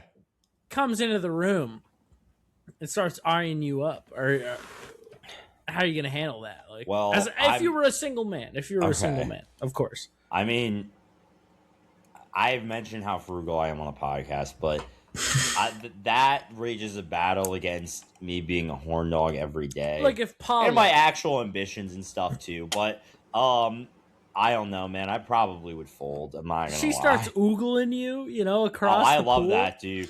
Most of the time when girls hit on me in the wild, they are disgusting. So I would probably eat that shit up, to be honest. Really, your top prey to the. I don't even know how you define them. Hypothetically, if I was single, if my girlfriend ever listens to this, I would love to fuck a MILF. Oh my god. That was you were a big fan back in the day, I recall. Still am. But anyways, at this point, so the girl, when Bond walks into the bathroom, she goes, "Would you mind giving me something to put on?" And then Bond hands her heels. Yeah, and then no, not only that, he hands her heels and then sits down directly in front of her. Yeah, for the audience who hasn't seen this, she's in the bath, like in the tub, naked, bubble bath, obviously. And she's like, "Could you give me something to put on?" He hands her shoes and then sits down and just watches her. It's like, oh, and it's like, this is like a new Sean Connery literally invented methods of sexual harassment. I can't say I've ever even been able to be in that scenario where I just walk into a random lady's bath and sit by it, but because I don't think most people that aren't felons. Yeah, that's fair. He breaks into the place by cutting the power. I don't know if you picked up on this. And then they're like, "Turn on the generator." And that foils his entire plan. Like, bro, you're like, this guy owns 40 acres of land, but there's no way that he owns a generator. So at this point, James Bond goes to Carnival or Mardi Gras, whatever they're fucking calling. Are you skipping him being tossed in the shark tunnel or the shark pool? Does that happen afterward? No, so the bad guy, like, he goes to fight another baddie, as the British would say, and they fall into the regular pool.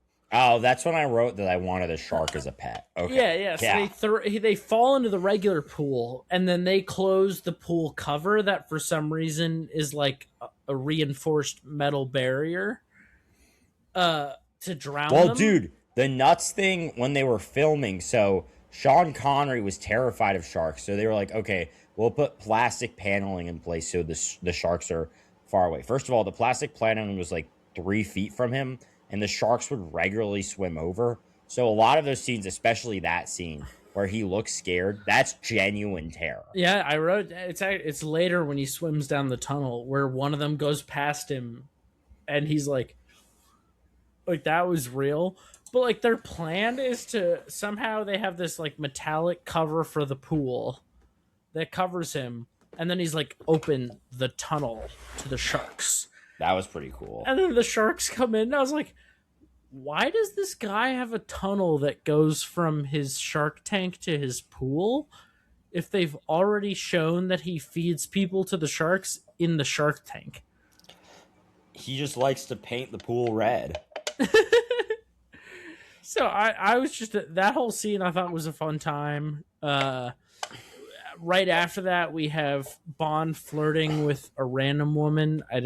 Not sure which it was, for about 30 seconds, and then it cuts to the post-nut clarity where they're on the bed.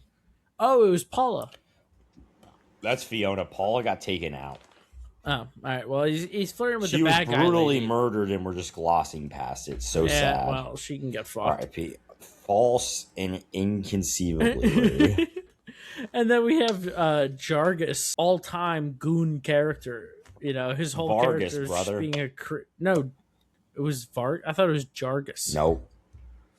Well, It's fuck not me, but Iron Man, brother. no, that's Jarvis. Well, You illiterate Vargas, bastard. fuck you, dude. Vargas tries to sneak up on Bond when he's just chilling on the island, which we're also skipping a few scenes, so I'm going to get back to that later. So at this point in the film, Bond goes to the Junkaroo with Fiona, who, even though I said she wasn't that attractive, when she said, "Do you like wild things?" I would have blown that shit off. You But would have popped a cap in your pants right there. no, I literally just would have probably fucked her and forgot to do whatever my mission was. As a secret agent, Blake, given Bond movie stereotypes, how far into the mission would you make it before a Bond girl sabotaged the entire thing? Probably the first time I met one, to be honest. Like, whoever the first girl I met who wasn't looking like the modern day M, I probably would fold immediately. You'd be like, fuck the mission, dude. Yeah, I mean, they can pay the bounty. Why It's do not the like it's mission gonna when you can do bankrupt them. missionary? Who says we're doing missionary? Who says we're not going doggy style? All right, let's skip ahead a little bit. I am skipping past... we were missing an awesome scene, which all is right, go ahead. the henchmen are trying to sneak up at Bond at Carnival because this girl's a devil crossing bitch, and he's just trying to dance with a random woman as cover, and then she like finds him. They're dancing. The henchmen are trying to aim a shot. The henchmen fuck up and hit the girl Fiona, and then Bond just puts her next to some random people, and he goes, "Mind if my friend sits this one out?" She's dead. I was like, bro, like that is an insane thing to say. Well, I was actually going to skip ahead to the parade chase, which he escapes like a car that he's trapped in. Yeah. Like the bad guys get him in a car and he escapes because a homeless guy sticks his hand through the window to sell them liquor, and then he knocks over the liquor bottle, somehow gets a lighter from someone, and then lights the guy in front on fire. Oh yeah. To get out. And then we get into this parade chase scene that like really cool. Like for the time, I'm sure was dope. But, like, do you really think a Sean Connery looking guy in the middle of a 3-person wide pair, like, again, this isn't like the whole thing's getting, it's like 6 people in a line. I was going to say also, we're in the black. Bahamas in this movie. Yeah. Which I also, and granted for the time was the 60s. They don't do a great job of that, but, like, the fact that Largo does not have a singular black henchman to me very strange, very odd, considering he's at like a 90% black nation. I don't know where Nassau is, but apparently the Bahamas. Yeah, and they're in the. That's what I'm saying though, Blake. They're in. He's just running between people in a parade that's 6 people wide, and all of those people are Bahamas black. Yeah. He's for the viewers, this is not like, oh, like I'm a light-skinned guy from Malibu black. This is like I lived my entire life in Uganda and haven't been in weather below 75 degrees level black. And Sean Connery, his white ass, is somehow blending in to this crowd to escape, and then jumps in a float to watch them for a little bit, and then still escapes through the crowd. And it's like, bro, why didn't you do that in the first fucking place? Like, why are you just watching them? Also, him, like, scooting his way through the crowd and be like, excuse me, sorry, was very funny. I think the henchman who fucked up that shot went to the Shark Tank. That is true. And this is also where we get one of the first scenes of him on the helicopter. James Bond gets in a helicopter with Felix Leiter, a classic American... Felix looks like Akeem the African Dream. Pull that shit up when you edit this, Matt. This is a wrestler from the 80s. They had this guy. He had like a biker gimmick. And they're just like, yeah, you're going to be a white African guy now. That's your new identity. And he was called Akeem the African Dream. Yeah, pretty much. But he dressed like he was from like Kenya. Yeah, but Felix shows up and takes him in his helicopter. And this is the first of many helicopter scenes with Felix. I don't know if you noticed this, Blake. Uh, during most of the movie, Sean Connery he doesn't remove his Scottish accent, but he downplays it. You know, like he tries to sound a little more British. Any scene where he's in a helicopter in the entire movie, he just goes full Scottish. Oh yeah, I love it. It was almost as if he was like, I can speak British, but I can't yell British.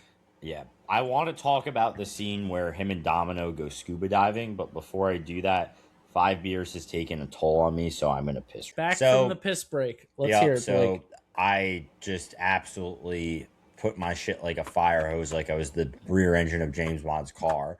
But anyway, in terms of the movie, so at this point, Bond reconvenes with Domino. I think I'm not gonna lie, I was thinking about this on my piss break. The movie does an exceptionally poor job of differentiating all of the female leads.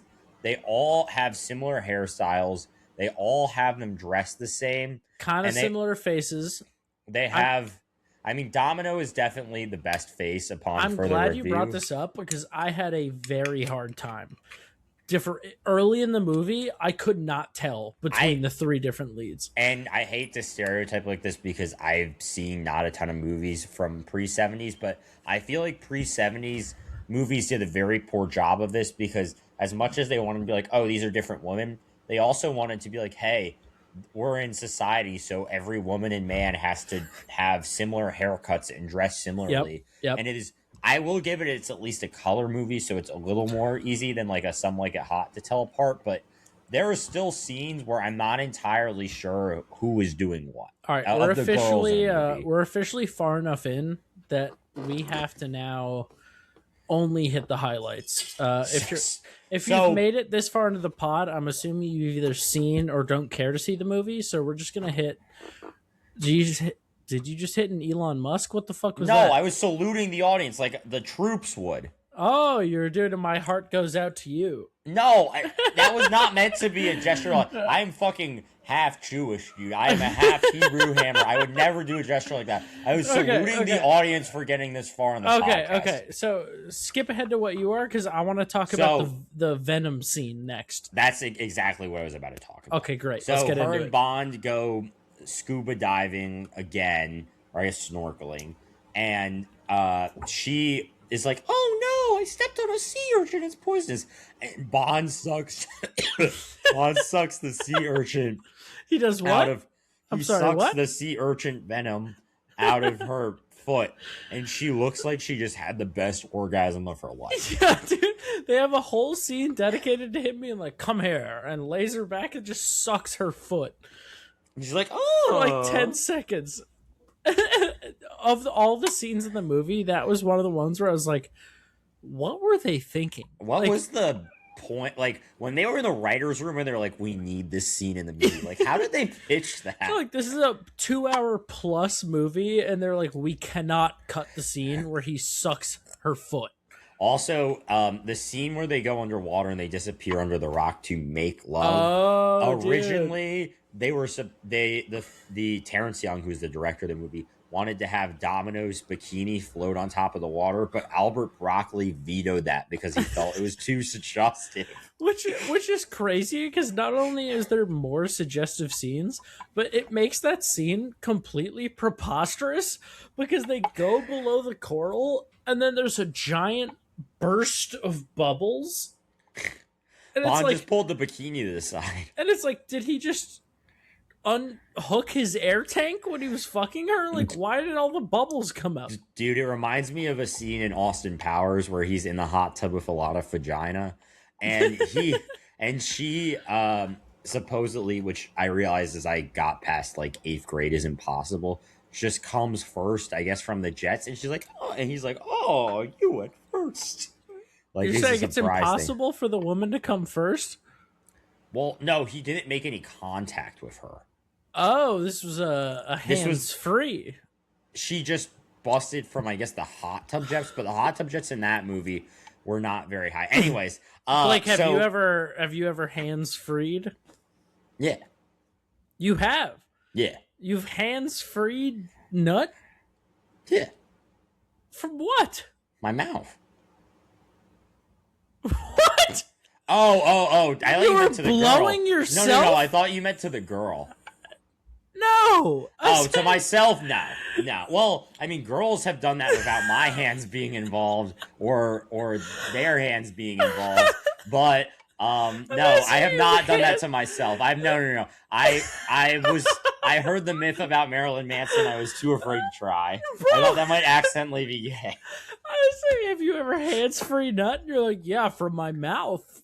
I thought you meant the girl's mouth, dude. Anyways, so at this point, Largo captures Bond, and then I wrote this down. This was ridiculous. Or no, he captures Domino and realizes she's working with Bond because she Yeah. was his mistress. And His this is when plan, Vargas got turned into a kebab. yeah, Bond harpoons Vargas on an island and goes, I guess he got the point. So at this point, Largo captures Domino. And One-liner. He captures him. he captures Domino, and his plan to torture her is to give her sig burns and put ice cubes on her. And he's like, this will be long and excruciating. It's like, this is just a lineup, bro. He also didn't say it like explicitly. He's like, I wrote it down somewhere. He's like, oh my god, yeah, this is far ahead where I'm getting to the goddamn. highlights of the third act because this Yeah, no, I this agree. underwater scene is brutal. I agree. Anyway, so we can glance past he it. says ice cube and cigarette applied scientifically and slowly. So at this point, Bond, in the meanwhile, is in the middle of an underwater scene, including a shot where a harpoon gun goes through a guy's arm. It's just bloody ever. That scene, and this might be a hot take for Bond fans, that was a brutal watch. I could not tell who was who besides Bond. It was just random dudes shooting each other with harpoon guns. Any of the underwater scenes, I had no idea who was who. And I will say, for the time, Well, I just finished that one. I had to pop my last one. But yeah, like for the time, I get what they were going for, but at the same time, and like they couldn't have really done better at that point in time. But those scenes were a tough watch. Like in modern times, I feel like they would have at least ADR'd some dialogue into that.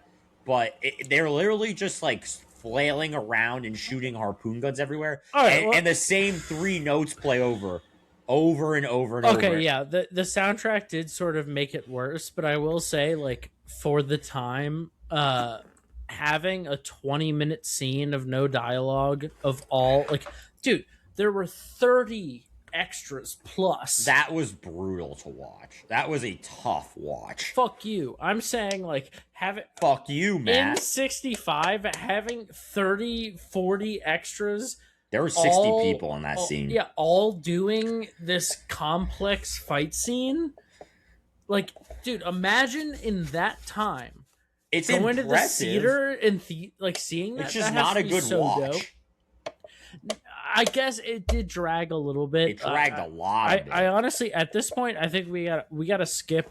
Well, Largo gets to his ship and he does the cocoon move where he shoots out the back, which I thought was really I dope. thought that was so sick. That was so sick, dude. I don't know. Like, there's a lot of scenes in this movies where you can tell they were using miniatures to like do effects and shit. I don't know if you picked up on this, but yeah, like a little bit. a lot of the scenes you can tell they switched to miniatures. That one was so like you could tell they actually just built this ridiculous back half of a boat and then dropped it off the back as they went. I thought that was so sick. Before we get to the actual climax of the movie, do you want to hear what the original climax was, Matt? This is a rhetorical question. I'm going to say it anyway. So the original climax... No, I don't want to hear. Oh, fuck you then. Okay. So Bond is rescued from the underwater cave. This was the original. Joins Felix Leiter on the hovercraft, and then they team up with the Aquaparas for a final battle as Spectre tries to drop the first bomb in a sunken wreck. Largo then escapes to his yacht as he does in the actual movie. But before he leaves, Bond gets on board as he does in the actual movie. And then Domino kills him, same as the actual movie. And they jump to safety from the hydrofoil, which is just fuming out of control. Someone named Coots, who I don't know who that is left on board and destroys the ship by detonating fuel tanks. And then they're picked up by Leiter in a hovercraft. And then there's a final scene shown where the ransom is dropped by an Air Force plane. Spectre picks it up in a two-man sub, and then it just explodes. the hydrofoil thing, like now that we're getting into that yacht in the final scene, like in 65 for the time, having a hydrofoil boat, like that's Pretty dope. dope. Like even today, seeing Still cool. hydrofoils, I'm gonna hopefully put up in either direction a visual of hydrofoil boats. Those things are so fucking sick. So having them back then, like you can see why this movie, in case you didn't know this, Blake, was 7 times the budget of Doctor No. The It first, was this movie's budget was more than the first 3 movies' budgets combined. yeah, and you could see where it worked. I mean, having those a hydrofoil boat is dope by today's standards. So having one, what was that? Like 60 years ago, 65, so 61 years fucking ago. sick.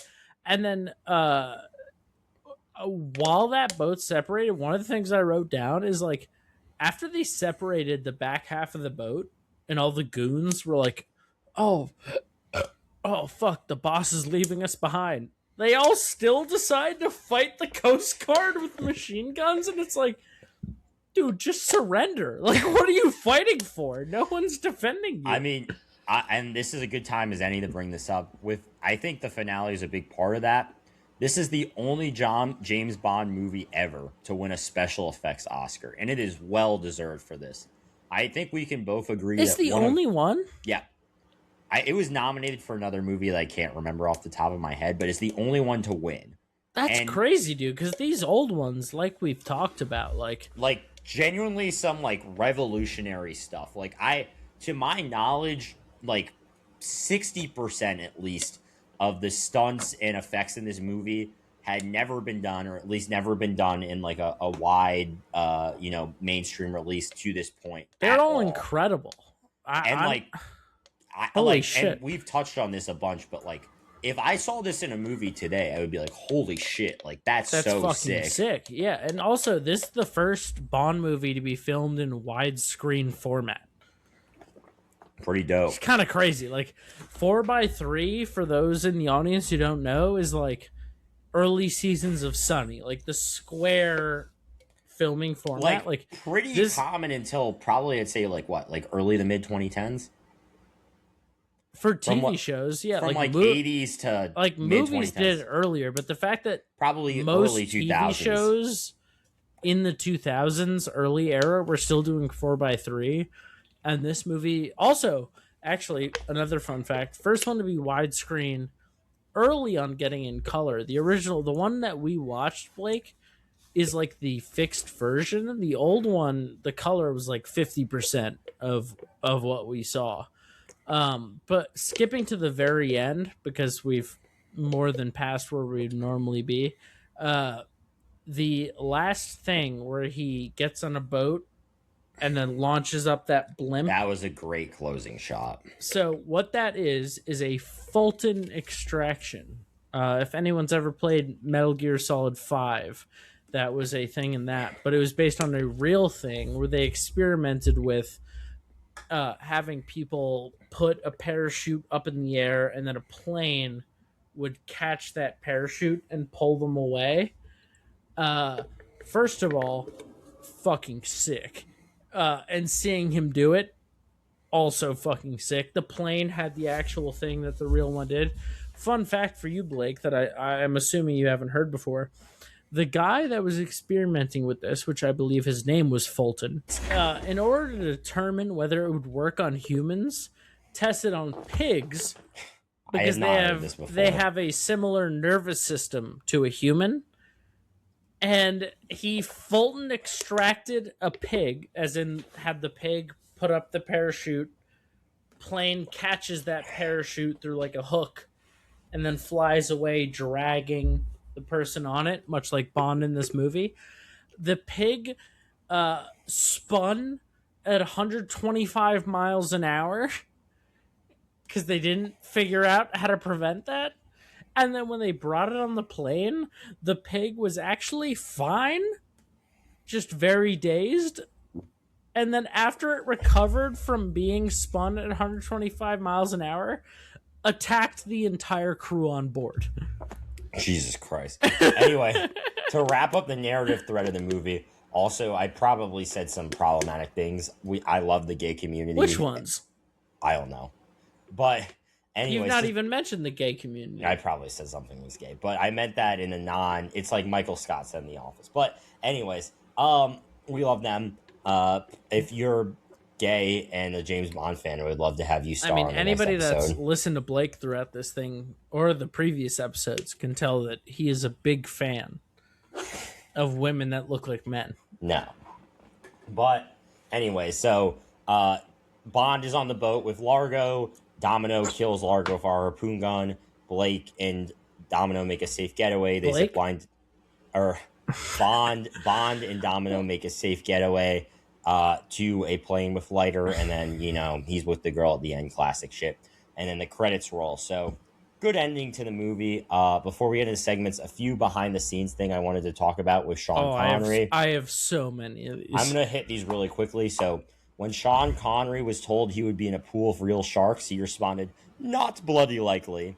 And then one day after filming, he just called over the hairdresser for the movie and tossed his toupee at him like a frisbee. And then also, he was terrified of sharks. I think we touched on that already. Yep. And then during the press tour, he only agreed to one interview during the press tour of the movie. Turned down several offers. I have this down as well. Guess where he agreed to the interview with? Playboy magazine, Playboy baby. magazine in the hef. Anyway, Matt, get your behind the scenes shit in, and then we'll get into some segments. All right, yeah. So I'm gonna have to speed run these, baby. The original trailer, which was in the extras on my disc, is hilarious. The color for the time I already finished my beers. I'm lagging behind. Barely in color, and every single trailer was about the action and the titties. What else do you need in the movie, man? Yeah, they called Patch, I don't remember his name, the main villain. Largo.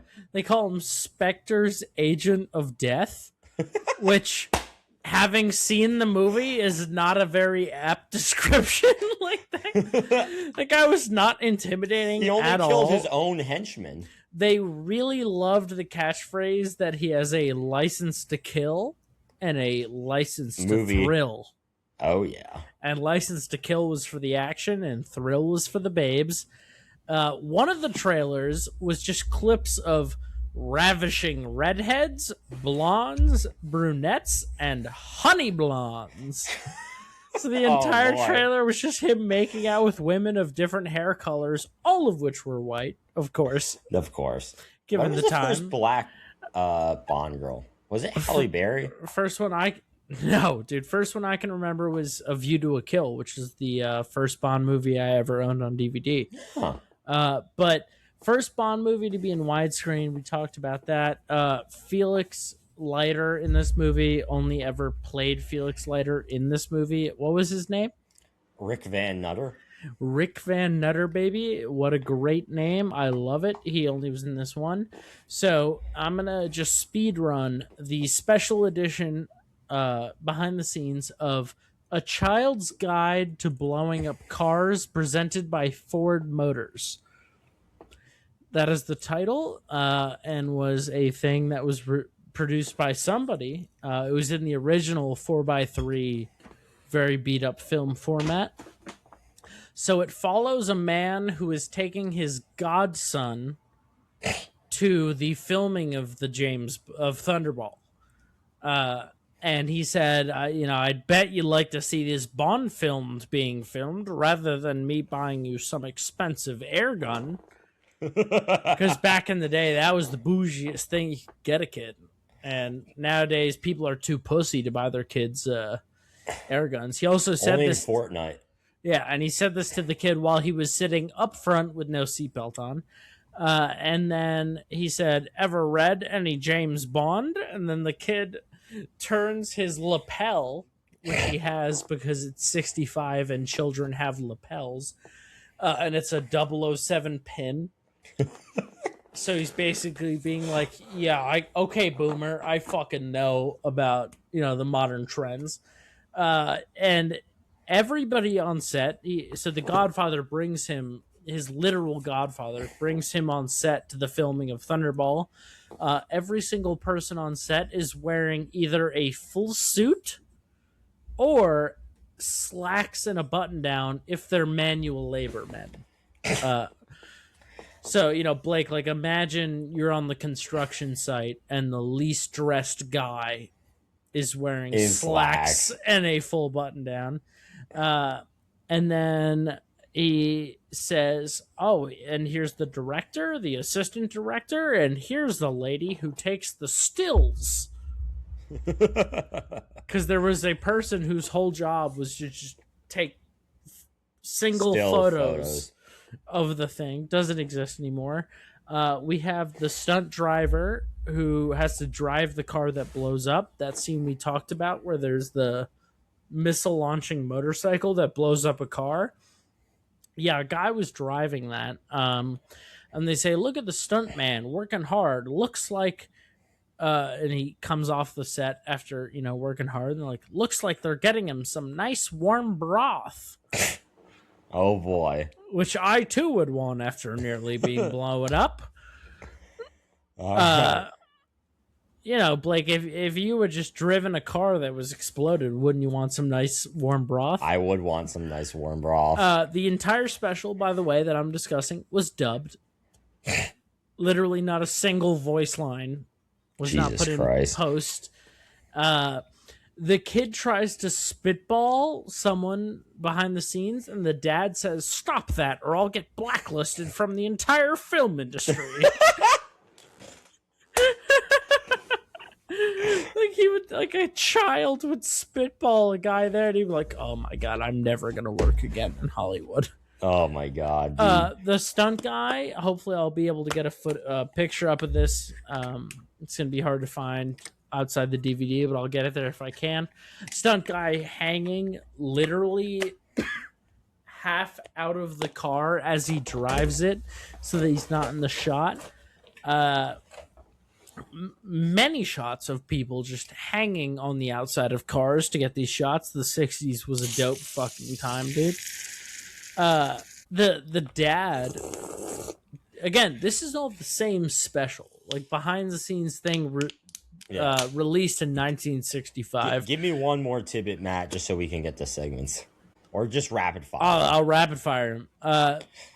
He says, "I'd buy you chocolate, son, but I don't think it's right for children to eat between meals." And then they blow up the car while the stunt driver's in it. That's nuts. Like that scene where the missile motorcycle blows up the car behind him. Yeah. The guy was in the car while they did that. All right, give me one more. And in order to do that, they just packed a literal clear garbage bag with fabric and then gasoline and a wire and put it in the trunk of the car and then blew up that bag full of gasoline and rags in the back of a car while the guy was driving it. Jesus Christ. And then at the very end of this special, the kid enjoys his day with his godfather, walks away, looks at the car the godfather drove him in as the godfather gets in, and then blows it up. Not great. So I think this is a good time to get into segments. So, Matt, would you chill with the lead of this movie? Hell fucking yeah, dude. I would, but the conditions are it's an activity day. So we're going to the range and we'll do like a supercar kind of driving thing. No women, because that is a liability. What do you mean, dude? What do you mean? You and Connery go to the bar, try and pick up some chicks? Connery's getting kicked out in 10 minutes, bro. He's gonna like grab some girl's ass as she's like sitting at the bar, and he'd be like, "Wanna play?" Roadhouse Dalton would not be a fan. Roadhouse Dalton would not be a fan of his. Sometimes you got to give a woman a little schmack. So, who do you think is the foxiest lady in this movie? I changed my answer mid-pod. I'm glad you did, because I think it's uncontestably Domino. I looked at Domino's face in more stills during this pod. I was a little zoned out when you were talking. It points, she honestly, not just for this movie, for all Bond movies, might be the hottest girl to this point, and I would say top 5 overall. She doesn't look like Michael Jackson, and she's attractive, and she shoots guns. I was going to say, she also, for a Bond girl, especially for the time, has a surprising amount of agency. She is the one who ends up killing Largo, who's the main baddie of the film. Yeah, he finishes him off, which I feel like for the time is not a common theme, like to have the Bond girl do that. I liked it. I enjoyed it. I also liked the subversion. I didn't like Paula, but I liked how they, like, when he sleeps with her, she ends it by being like, oh, you think you're just going to turn me to the good side after sleeping with me? Like, no, I'm still a villain. Actually, so fun fact on that, that was actually a direct response to a criticism of Goldfinger, where it's like, there's no way Bond would have turned Pussy Galore against Goldfinger. Dude, that was Pussy her name. Galore. I'm sure we'll cover that video at some point in the pod, but the name Pussy Galore has to get at least a 30-second reference to how dope that is. Octopussy. All right, so a real name in the James Bond franchise. So you're Foxy's Lady's Domino as well? Yep. This might be the first time we're on the same page on that one. In a while. Yeah, all right. So let's get into top 3 side characters. So my number 3 is Quist. So that is the guy who, or Quint. That is the guy who gets thrown to the sharks. Quint. Nesquik. He gets thrown to the sharks. The guy gets caught and then immediately thrown to the shark? Yeah, I fucked with his dedication to the role. What can I say? Who do you have as your number 3? Vargas. Vargas dude. was a pussy, dude. No, but I loved how in every scene his only acting direction was to go like this. Yeah, he was just a creep. Yeah, he's very entertaining. Again, Blake, I wrote down like 3 total side characters that I noticed in this movie. So him being a creep in a bunch of those was great. And then number 2, to get to number 2, had to give it to Moneypenny. In any James Bond movie, minus maybe the modern ones, Moneypenny is just a beast. She's making hardcore passes at James Bond that nowadays, if reverse the role. Well, actually, it was a sexual eruption. Well, back then he already said the line, "I'll put you over my knees," so they were kind of equal. But like, imagine in the modern day if like a female secretary is like, "Oh, maybe you come back, you can brighten my flowers." To quote another mid 2000s to early 2010 song, she's a sexy bitch. So number 2, I have Felix. He was just the ultimate hype man for Bond. I mean, Rick Van Nutter is the actual name of that actor. Dude, hilarious. Fucking Van Nutter. Like, you can't beat that. I also love how Felix did absolutely nothing that put him in harm's way the entire film. He just said, Bond, do all the dangerous stuff. You know what's fun, actually? I forget his name, but the guy who plays him in the modern movies also plays Jim Gordon in the Robert Pattinson The Batman. That's dope. So dude is like one of the only guys I can think of that like replaces a historically white character with his face and then just destroys anybody who played that character before him.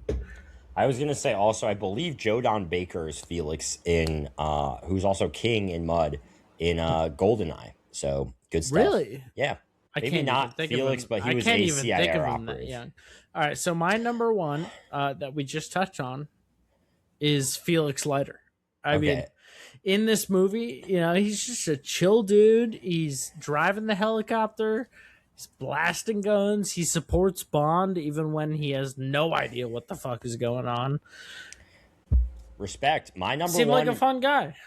My number 1 is actually Moneypenny. I think she is the only girl in any of these movies, especially for the 60s, especially for the time, that can go toe-to-toe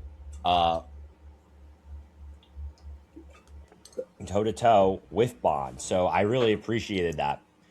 Real quick, let's get to the movie off-screen MVP. Who you got?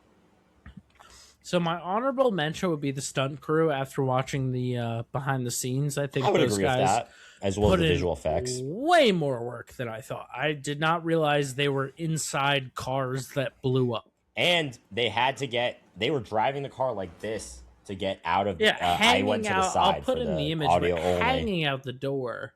Yeah, But either way, even that aside, I didn't think they were literally in the car while they blew it up.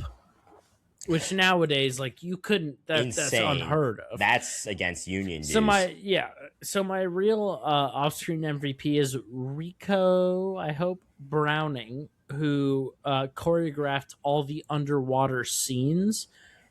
Because I think as much as Blake here hates them, the underwater scenes is what made this movie as famous as it is and as impressive as it is for the time.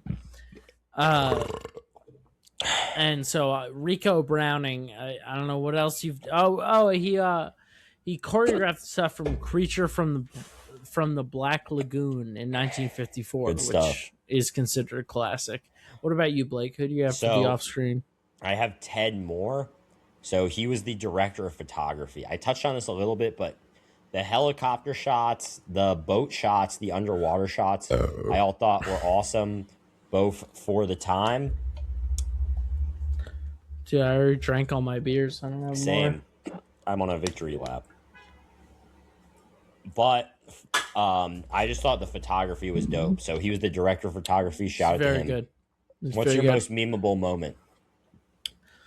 I don't know if this one's even a competition, but Is it's it? got to be my sincere condolences, and then punches a woman in the face. That was mine too. So best quote. I'll just go right ahead. Oh, I love wait. Honorable mention for a memeable moment. Anytime Vargas. Wait, what's his name? Vargas. It's Vargas? Yes, you nailed it, dude. I said Vargas this whole time, and you told You me I said was wrong. Jargus multiple times. We'll rewind that back in editing. But yeah, okay, go ahead. Yeah, Vargas, anytime he did literally anything, it was like when you bring your autistic friend to the party. I was gonna say my honorable mention is when Bond sucks the sea urchin venom out of Domino's foot, or when all the boys hammer the plane down to the seafloor. Best quote. This was not really a contest for me. I went when Sean Connery goes, "Mind if my friend sits this one out? She's just dead," and just drops a dead body next to random people. Yeah. Well, it was also great because he does that and then drops a woman who is actively bleeding out of a stab wound. What do you got as your best quote or gunshot wound? Best quote. Most girls paddle around. You swim like a man. I have that as an honorable mention, as well as every man has his passion. Mine is fishing. Too long, too short, or just right? Too long. I mean, agree. The middle section, as we've discussed, just drags with way too, which was common for old Bond movies, but it seemed like they thought that like the longer the movie was, the better it was. I would also just say like the NATO skies could have been cut, and then the underwater battle could have been half the length, and you would have lost absolutely nothing. I don't need to see random extras gunning each other down. Yeah, as much as I think it was really dope, especially given it was 1965, a lot of that could have gotten cut out for sure. For questions, I'll just save for the sake of time. I'll just ask you one. What do you think was the most absurd moment in the movie? I can't. I mean, dude, this is a campy movie. I can't even think of it. Mine is the jetpack. Okay, yeah, all right, fair enough. That was by far one of the most absurd scenes that happened in the entire. Actually, close second would be the implication that him and another girl went behind the coral and that was banged pretty ridiculous. in 10 seconds. All right, movie rating 1 through 10. I'll just go straight ahead with mine. I gave this a 7 out of 10. Connery's Bond is an absolute win. The practical effects, as we touched on, are awesome. The photography was great. There were a lot of cool moments. Cinematography. The cinematography was great. I don't think there was one necessarily standout scene. And I think we've touched on my issues with the movie as well. The pacing is poor.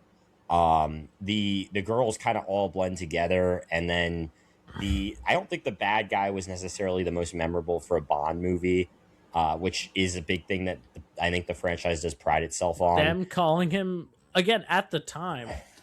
he was considered like a top tier Bond villain, which is just That's crazy poor. by today's standards. And then the underwater scenes just dragged on, dude. There was Yeah, no need for that to be 25% of the runtime. What do you got, Matt? I give it a 7 out of 10. All right. Anything I you want think to this might add? be the first one that we have the exact same number rating. Yeah. When I first watched it, I gave it a higher rating just because compared to the previous two or three Bond movies, Disagree the with that. underwater sequences really elevated it to a more fantastical element. But I think by today's standards and even by comparison to older Bond movies, all of the old ones, Blake, quite frankly, the middle third tends to be the worst. I thought the But opening third was the worst, but we're splitting hairs. this one, it just The couldn't the carry it back as third far of the as it. movie was the best. I think we can agree on that. Exactly. And I think this one, like the fact that all the Bond ladies sort of blended together, the middle third was mostly nonsense. Like I think this one, a 7 out of 10, if anything, is generous. I I would think agree with that. I I almost think got 6, but I think there's just enough to elevate it. I also think if we're gonna cover all of, if not most of the Bond movies over time in this podcast, like we're gonna look back and see this 7 as a generous rating. I think that when we ultimately do our ratings, this will be between 12 and 18 in the Yeah, Bonds canon. Um, anyways, I am Blake Hammer. That is Matt Grayson.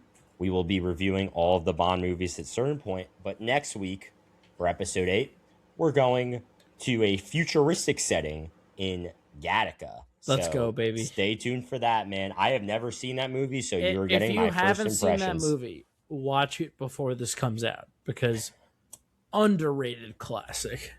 Get hype, everybody. I'm Blake Hammer. That's Matt Grayson. Stay Smash Squad. That's a review.